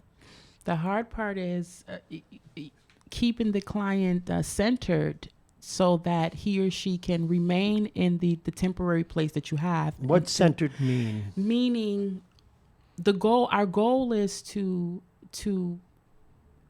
make sure adequate services are in place. So if the person stays in the shelter, they're centered for now. They're somewhat stable. So if we can get that person to stay there until we can address the other issues that come, which is the substance abuse issues, the mental health issues, the medical issues, because that's important. Oh God, yes. Okay. That's the hard part, because clients get frustrated immediately when they go to a shelter. It's not a place where they may want to be. So it's like, I want to move. I want to go. I want housing. I want my own space. And it's difficult. And how long now, if they do want housing, let's assume that I do, to bring my chicken parm sandwiches with me. How are you going to get me housing, and how long might that take? Honestly, it's one of the hardest things to accomplish, because there's a shortage of. Of course, we know that. places, affordable housing, and for people in those conditions absolutely. as well. So it's not something that you can. The conversation that has to be had with the client is to let them know, I'm here to assist you and I'll do everything I can, but this is not something that can happen overnight. However, we still have to work towards staying away from the substances, adhering to the mental health appointments, adhering to the medical, keeping yourself healthy so we can. Yes, people listening to this, I always put myself in the typical, because I'm your typical not knowing a lot of stuff. And my first reaction would be, are the places, the shelters you're bringing them to safe? Will they feel safe?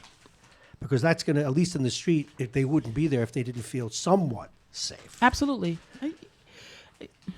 The ones that I've seen, I could say that. And you know where you're bringing them. And sometimes they're not. Now, after you get them in that shelter and you're working now on housing, you're working on keeping their mental health or drug appointments, how often are you hearing from them?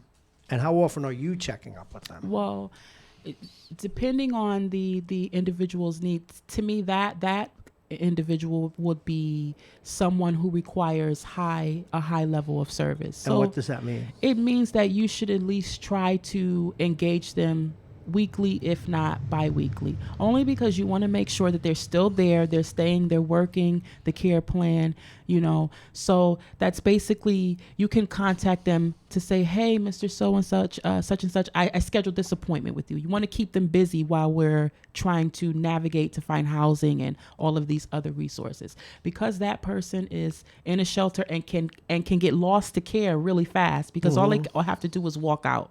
If they walk out, it could be another 2 months before you see them again. And then it's the same. It's the same thing happening all over again. Now, so as you well know, things like mental illness and drug abuse, not treated properly, and even if they are, can be absolutely intractable. Absolutely.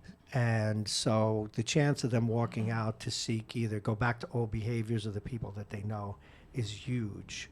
I can't even imagine how you keep them on track for their appointments. It's hard. I mean, you have to. Yeah, it's the job. It's hard sometimes, but I mean, it's just something you have to work at. You have to send those, make those reminder calls. You have to schedule that transportation. You have to call and remind them. Sometimes you have to go and pick them up, take them, sit with them.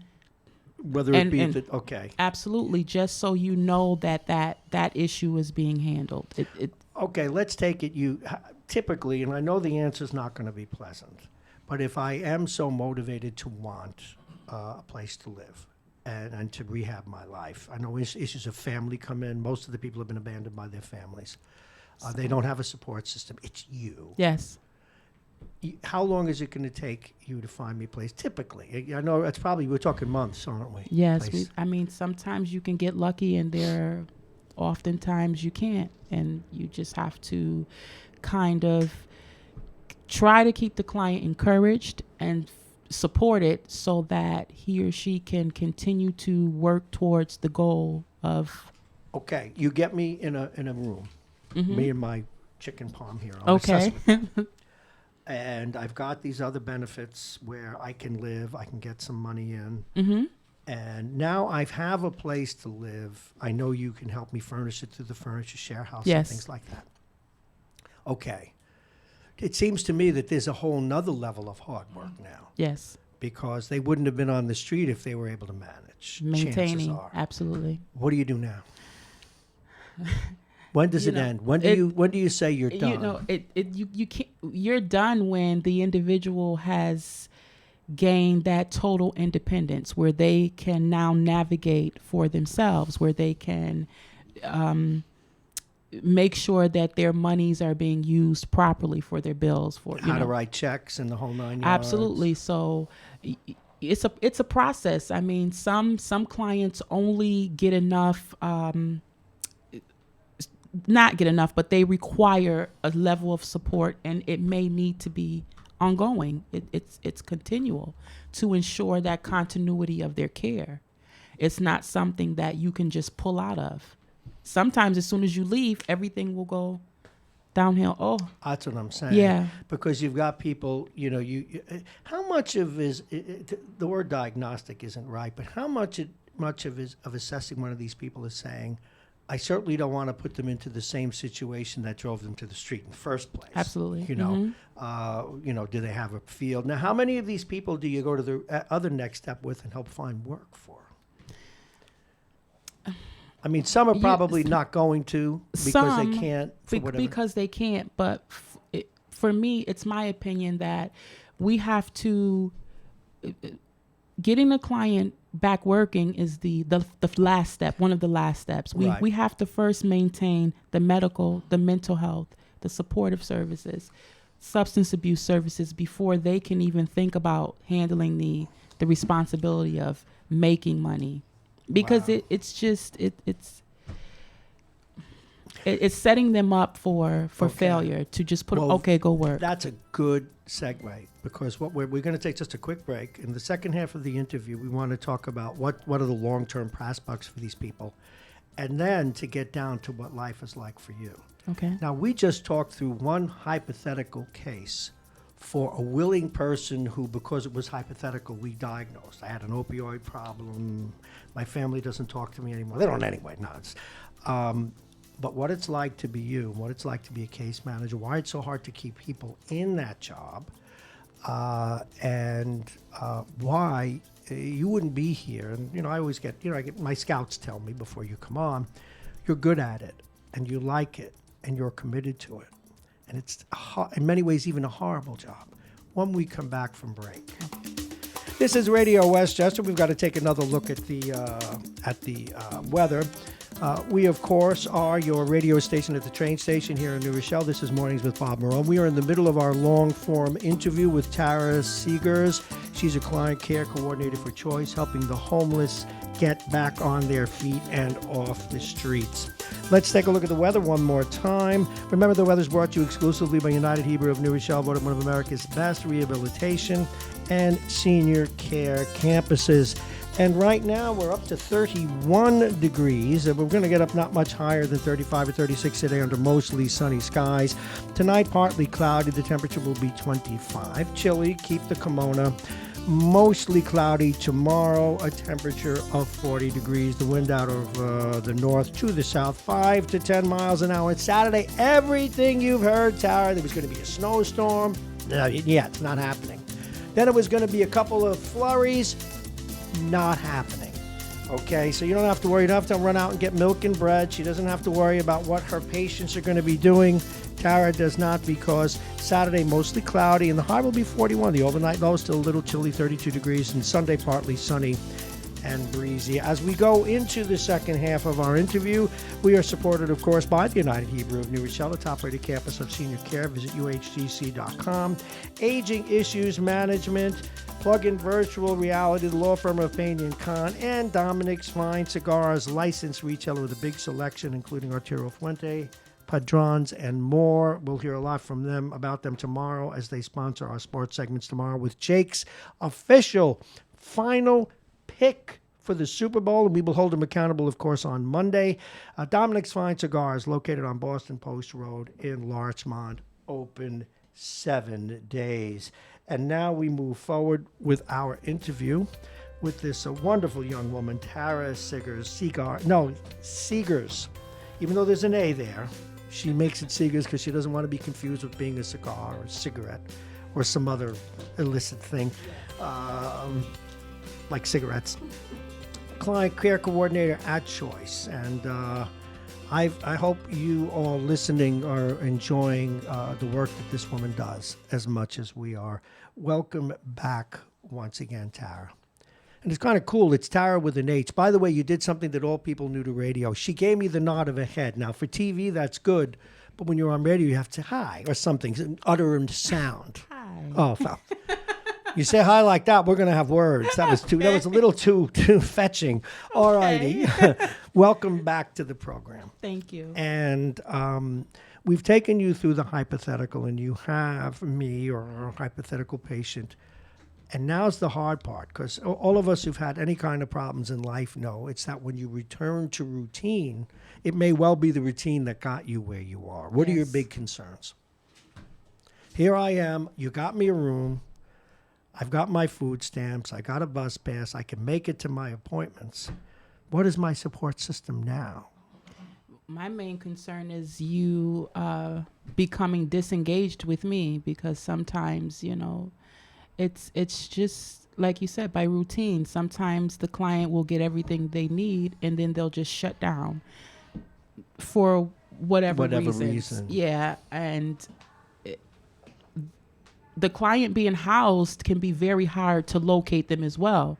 You being in a room, I could stop by 3 different times during the week, and you won't be there. Maybe you will be there. So it's keeping you engaged so that we can continue working the plan. Okay. I keep thinking about now this person. As you well know, whether it's drug abuse, mental illness, depression, or just having thrown in the towel because life has beat you down, what is their motivation? And how, I realize that may be the mental health professional, it may be the drug treatment person or a social worker's job. But how do you know if they're motivated enough to, the old 51% factor, 51% of you has to want to get well. Absolutely. Or life has to be so miserable that even getting well is better than not. Right. How do you get them motivated? Or how, it's not that it's up to you. Where do you think they find that motivation from? That might be a better question. It could come from a number of reasons. Maybe reconnecting with their family, maybe realizing that their success overall, maintaining what they have so far, working towards more goals, staying well, staying clean, adhering to appointments. Those things could motivate them. One of the things I've learned from being on the board, one of the tough realities of what you do is sometimes, or it's rather frequent, you have relapses. They're right back out on the street. Yep. And your job is not to say, well, goodbye, we tried. You're back with them, aren't you? All over again. And we have to do these. And it's a constant thing. Absolutely. It's like taking a medication and you're the medication. You got to keep taking it. You got to keep trying. What, if we even know that, how often do people that you intervene with, and maybe it's the wrong question because what is making it mean? Maybe they're good for a year and then they drop back and you get them back. It's a constant battle. How many of these people can you truly repatriate to life? Do you know? Well, I'm an optimist. So I know that, and I wanted the optimist. I feel like we can have success stories in all. We can continue to work and provide that level of care, and in hopes of one day all of the clients getting to the point where maybe they can't be fully independent by themselves. They may still need us, but to where we can let some go. Right. But that is the service. And the thing that I've learned talking, being on the board, talking with your executive director, talking with your colleagues, is that it is an ongoing process. This isn't, like hernia surgery. Sew them up, send them home. No. Okay. One of the things I neglected to ask you earlier is that for some of these people, or perhaps only for some people, the issue has been that they were incarcerated. Yes. How common is that, and how does that factor into all of this? Oh, it plays a big factor.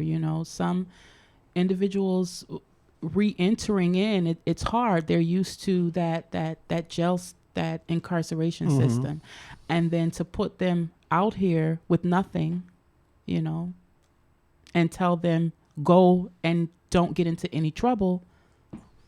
Wow. It's hard. Absolutely. So right there at the door, the reentry program has to be on top of those things, on top of that. Collect them before they can go, really get their feet out there and make another mistake to wind up back where they come from. And then they have even other issues. Now, how often are you able to get somebody a job? And, of course, people with a record, that's difficult. I know you have training facilities, and it wasn't my purpose to get into all of that today. It was more or less to put under a microscope the job that you do. It's hard, though. It's hard to try to get the client to get them, re-engaged to being that employed. Far. Yeah, and I think it's one of the last steps. Like it I said earlier, I would think so. I just feel like everything else needs to be lined up before we think about the employment.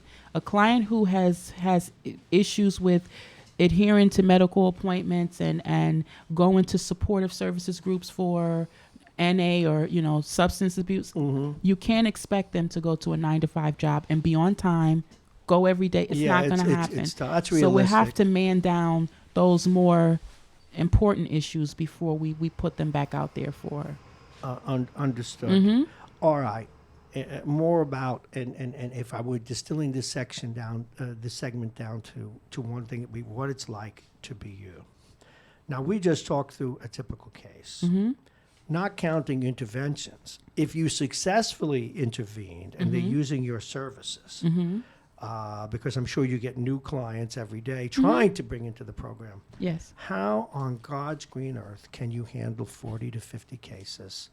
What are the skills needed? How much paperwork is involved? You definitely have to have good time management skills, organization skills.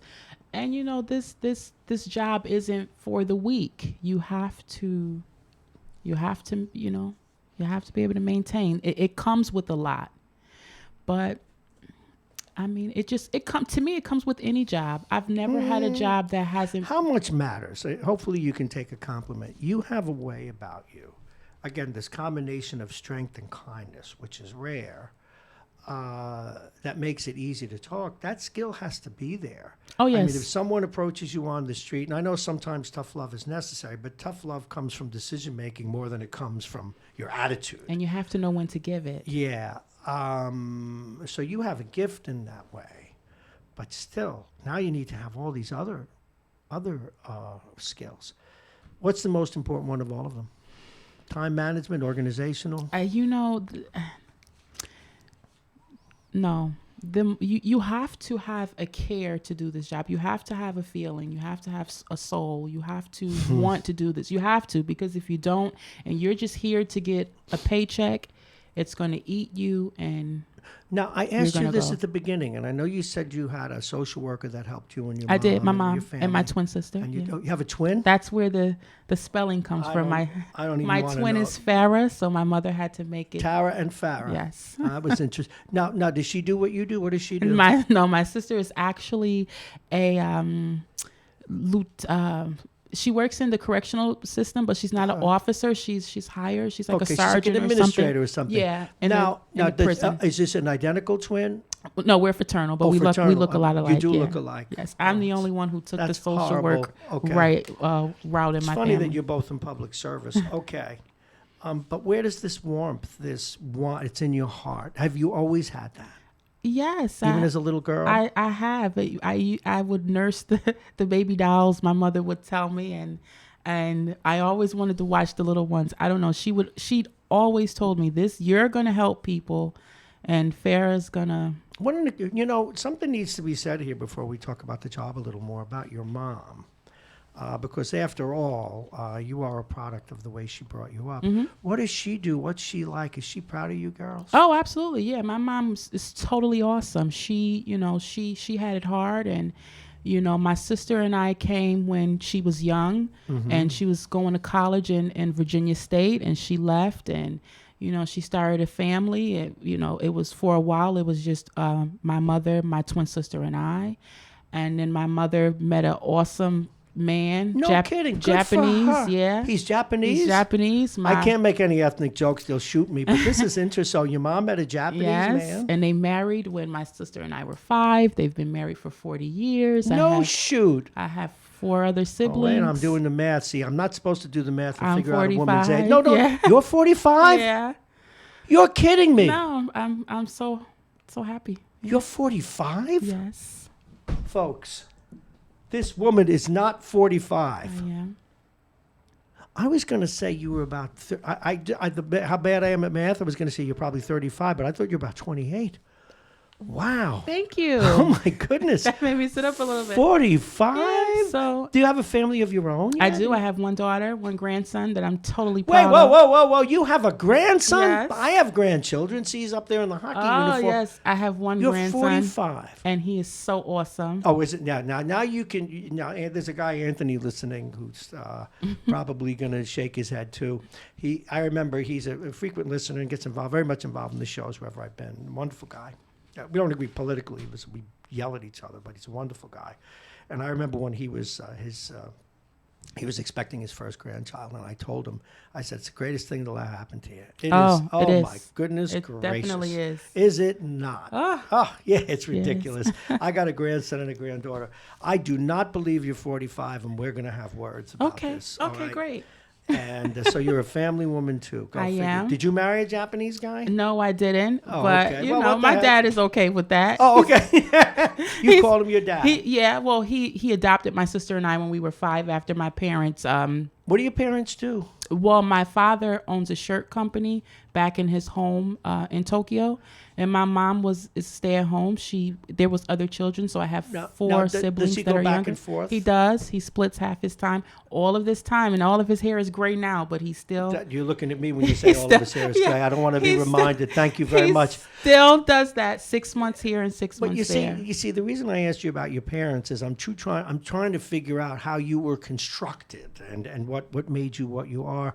Now, interesting. Have you been to Tokyo? I have. Because I've traveled there. People often ask me. It's one of my favorite places. I have. Yes, yeah. I stayed 1 month when I was about 12. However, when I was married, I stayed about 4 months. My husband was in the military. Oh, okay. So yeah, I stayed and I was able to hang out with my dad and those things. No, I really like good. Tokyo a lot. You know what? When I first went there a few times, a business thing out there when I was in corporate communications, and what I liked about it, and I often tell people about it, if you go to downtown Tokyo, it's just like New York City. Yes, it is. You can film a movie there. Yes, you can. In fact, if you just squint a little bit, they dress the same way Americans do in the suits, and the only reason it doesn't look like New York is you don't see a lot of people of color. Yes. Or Latinos, which is what makes America great, is all our diversity. Yep. Mm-hmm. But if you don't look for that, the only distinction is that they actually wait for lights. Yes.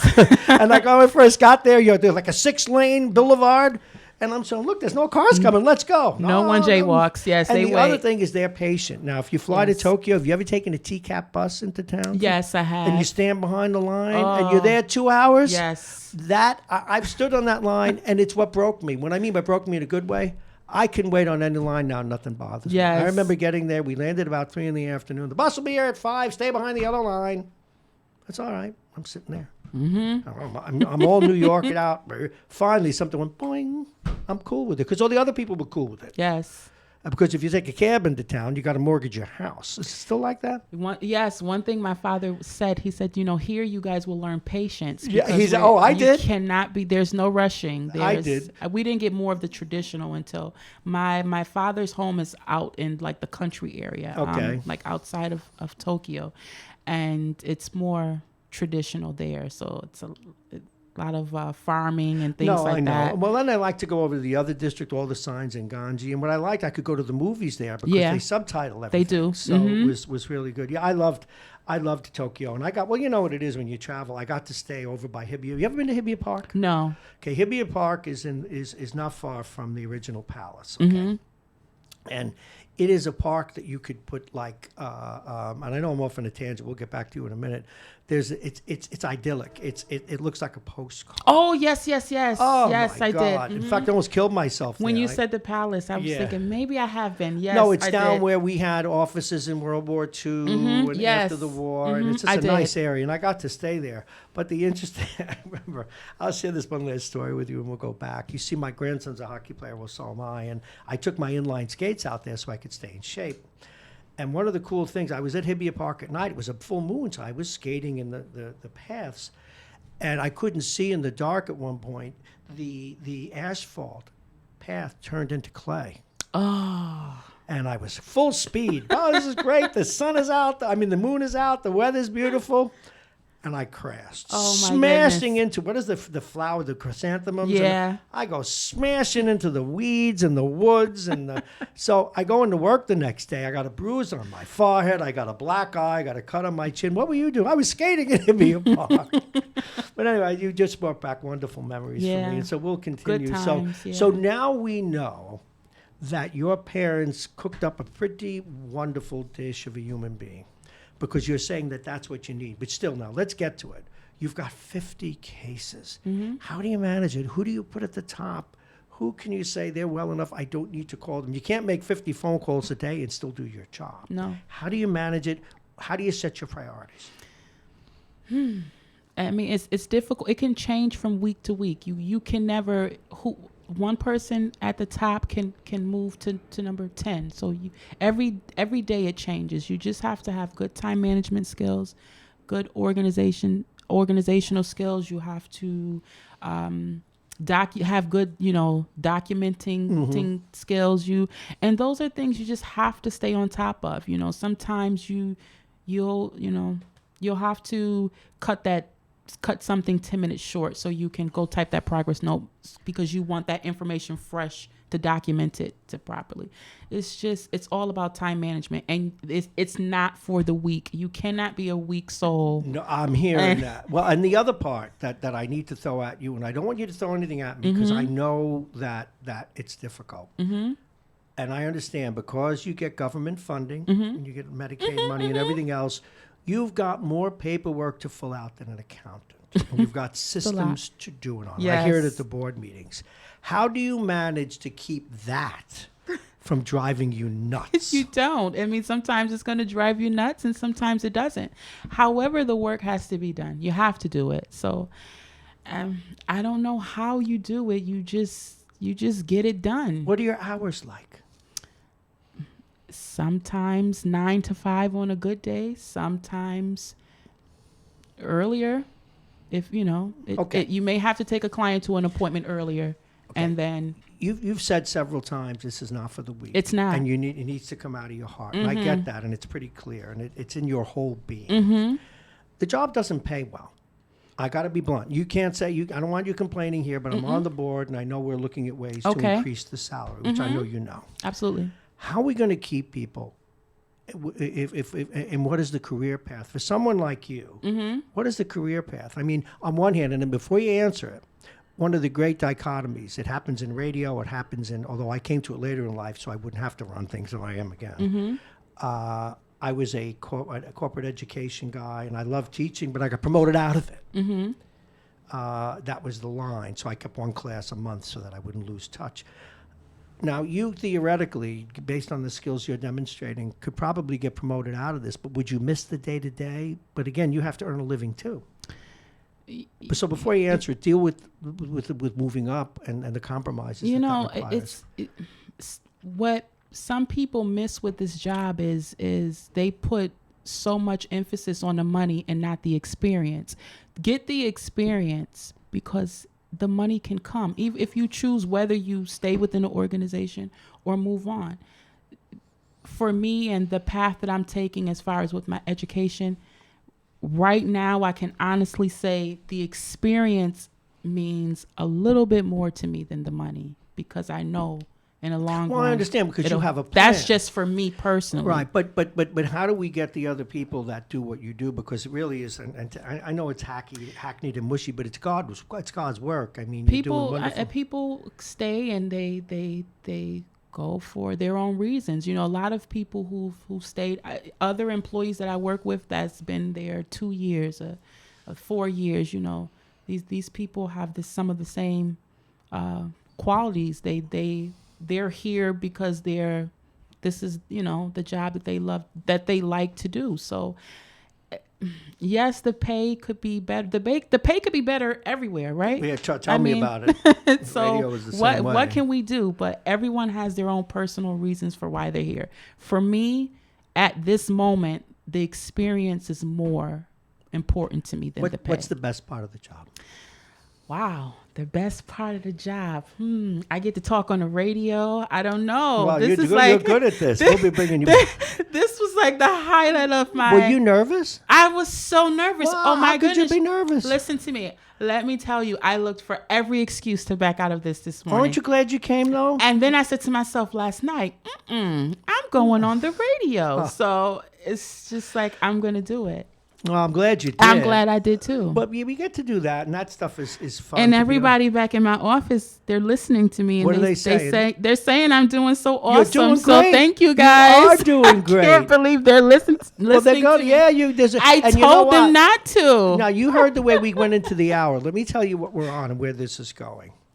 It's on all the major radio out. MyTuner Radio. Oh, my goodness gracious. It's on Marrone in the morning. Don't do that to me. It's on RadioWestchester.com, Oh, goodness. Facebook, Instagram, Oh, YouTube. my So, goodness. folks, if you want to see how she looks, go No. on your computer to Facebook, Instagram, YouTube, Periscope. But you shouldn't be. See, I have to be very careful about this. You shouldn't be concerned about how you look. Thank you. That's the I'll least take of that it. as a compliment. You should, but we So have to be thank you. careful in this Me Too I movement. know we have You're to just be another mindful. carbon-based life form to me, and that's how I stay out of trouble. Thank you. But now, you talk about this because I can tell this is less a job for you than a vocation. But where do you want to take this? Where does Tara, sister of Farah, right? Yes. I gotta see. Where does Yes. she want to take this? Where do you want to go with all this? I mean, for your career-wise, what do you want to do? You obviously love helping people. You know, I can't jump the gun because whenever I move past what I'm doing now, something happens. I drop out of a class, something. So right now I got to deal with the now. I'm just trying to make it through this term and then hopefully do well enough, start the next one in March and finish this thing. Okay, This that's school. thing. Yeah. But back to what you do now as a client care coordinator, and your people listening are going to lean right into their radios or they're going to lean into the computer now if they're looking at you. What's the hardest part of the job? And what's the most difficult part? What keeps you up nights? The most difficult part of the job would be, for me, is the way the turnover rate affects us all. Right now, you know, we've had a mass of people leave at one time, and just on my team, it's just myself and another coworker. No, we actually got a new lady. So A new employee. New employee. Yeah. What's the ramp up? How long does it take to get somebody ready to do the job?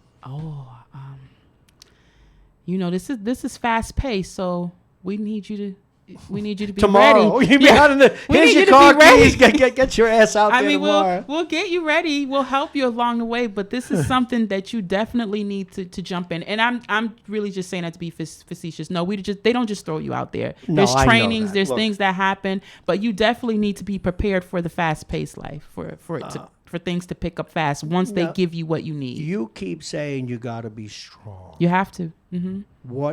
How do you mean that? I mean,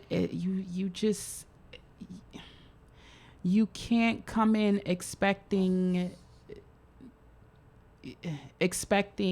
you know, for things to happen for you. You have to make this happen, because once you're provided with the trainings and the things that you need to go out and do the job, Choice is looking for you to do that job. So if you're assigned those 50 individuals, 40 individuals, they're expecting complete services and they're expecting that job to be done. So if you're weak, if that's something you can't handle, and it's not just one person, you can't get over with, oh, well, I did 10, the other 30 doesn't matter. No.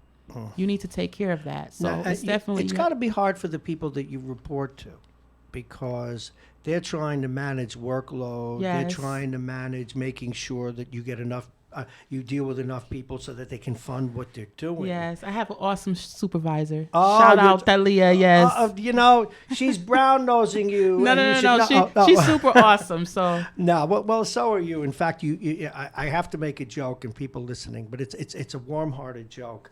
You know, one of the problems that you present is you may get an unintended consequence. You know, since meeting you now, I'm thinking of going homeless, so you come and meet with me once a day. I'm going to bring chicken farm if you do. Goodness gracious. I got to tell you, this has been wonderful. And what I'd like you to do is to take a minute and tell people how you see what Choice does and why this job means so much to you. You know, I see Choice as a agency that really we're client centered. We're focused towards, you know, getting folks back into care, into the betterment of their lives. Just you know, making communities stronger, making individuals getting individuals the help and the support that they need. And I feel like, you know, it's part of the work that we all should be doing. And that's something that Choice definitely does. They're definitely client-centered and focused on that. I got to tell you, I want to thank Guy Fessenden, Choice, the people that you work with for sending you here today. Thank because you. A lot of Me people too. are listening to this, and they know they have family who are homeless and need help. When people need help, who should they call? How do they get a hold of you guys? They can call the main number. I am so bad with numbers. But Well, go get your business card or whatever Hold it on. is. All right, please, let's do that. This woman is so special. This is ridiculous. Folks, I'm planning to be homeless next week, so she'll come and meet with me and bring me a I'll sandwich. bring the chicken parm. So if you're looking for the number, you can call the main number, which is 914-576-0173. Give it a second time. 914-576-0173, or you can walk into one of our many offices. We have one here in New Rochelle, 71 North Ave. We have one in White Plains, 200 East Post Road. I am not sure of the Peekskill Well, that's address. okay, but if you go on the web, you'll find it if you go too. to the website, you'll see a lot about the services we have and the locations and the things that we provide. It's been super awesome. Well, Thank you. Tara Seegers, it's been an honor to have you. Thank you so You much. represent It's your been an place honor well. to be here. Well, Thank you. That thank makes you very me feel much. good. Folks, we got to wrap things up. We are done for the day. It is exactly 10:01, and boy, was that worth going a minute or two over. You've been listening to Radio Westchester. This is Marrone in the morning. I am he. We are the train station, or rather the radio station by the train station. You might want to give us a call if you're interested in advertising. We'll be reaching out to many people over the next couple of weeks, and that phone number is 914-727-2726, 914-727-2726. We want to thank all of our guests and callers today. We heard from Anthony today, Vince Russo, John Bailey, Bud Poliquin, Andy Spano, and Choice. Now, tomorrow, we'll be, of course, having a special Super Bowl show, but we also will have some of our regular guests, Janelle Albrecht and Steve Callis, to talk sports. Hezzy Harris is with us tomorrow, but we will pay special attention to the Super Bowl and prepare you for that. I want to thank our sponsors today, United Hebrew of New Rochelle, a top-rated campus of senior care. Visit uhgc.com. The law firm of Payne & Kahn, Aging Issues Management, Plug-in Virtual Reality. And, of course, tomorrow's sports segments and the Super Bowl segments will be brought to you by Dominic's Fine Cigars, a licensed retailer with a big selection, including Arturo Fuente, Padrones, and more. Don't go anywhere. I want to shake your hand. Dominic's Fine Cigars, located on Boston Post Road in Larchmont. They're open 7 days. Thank you so much for listening. Travel safely, and we'll see everybody tomorrow morning.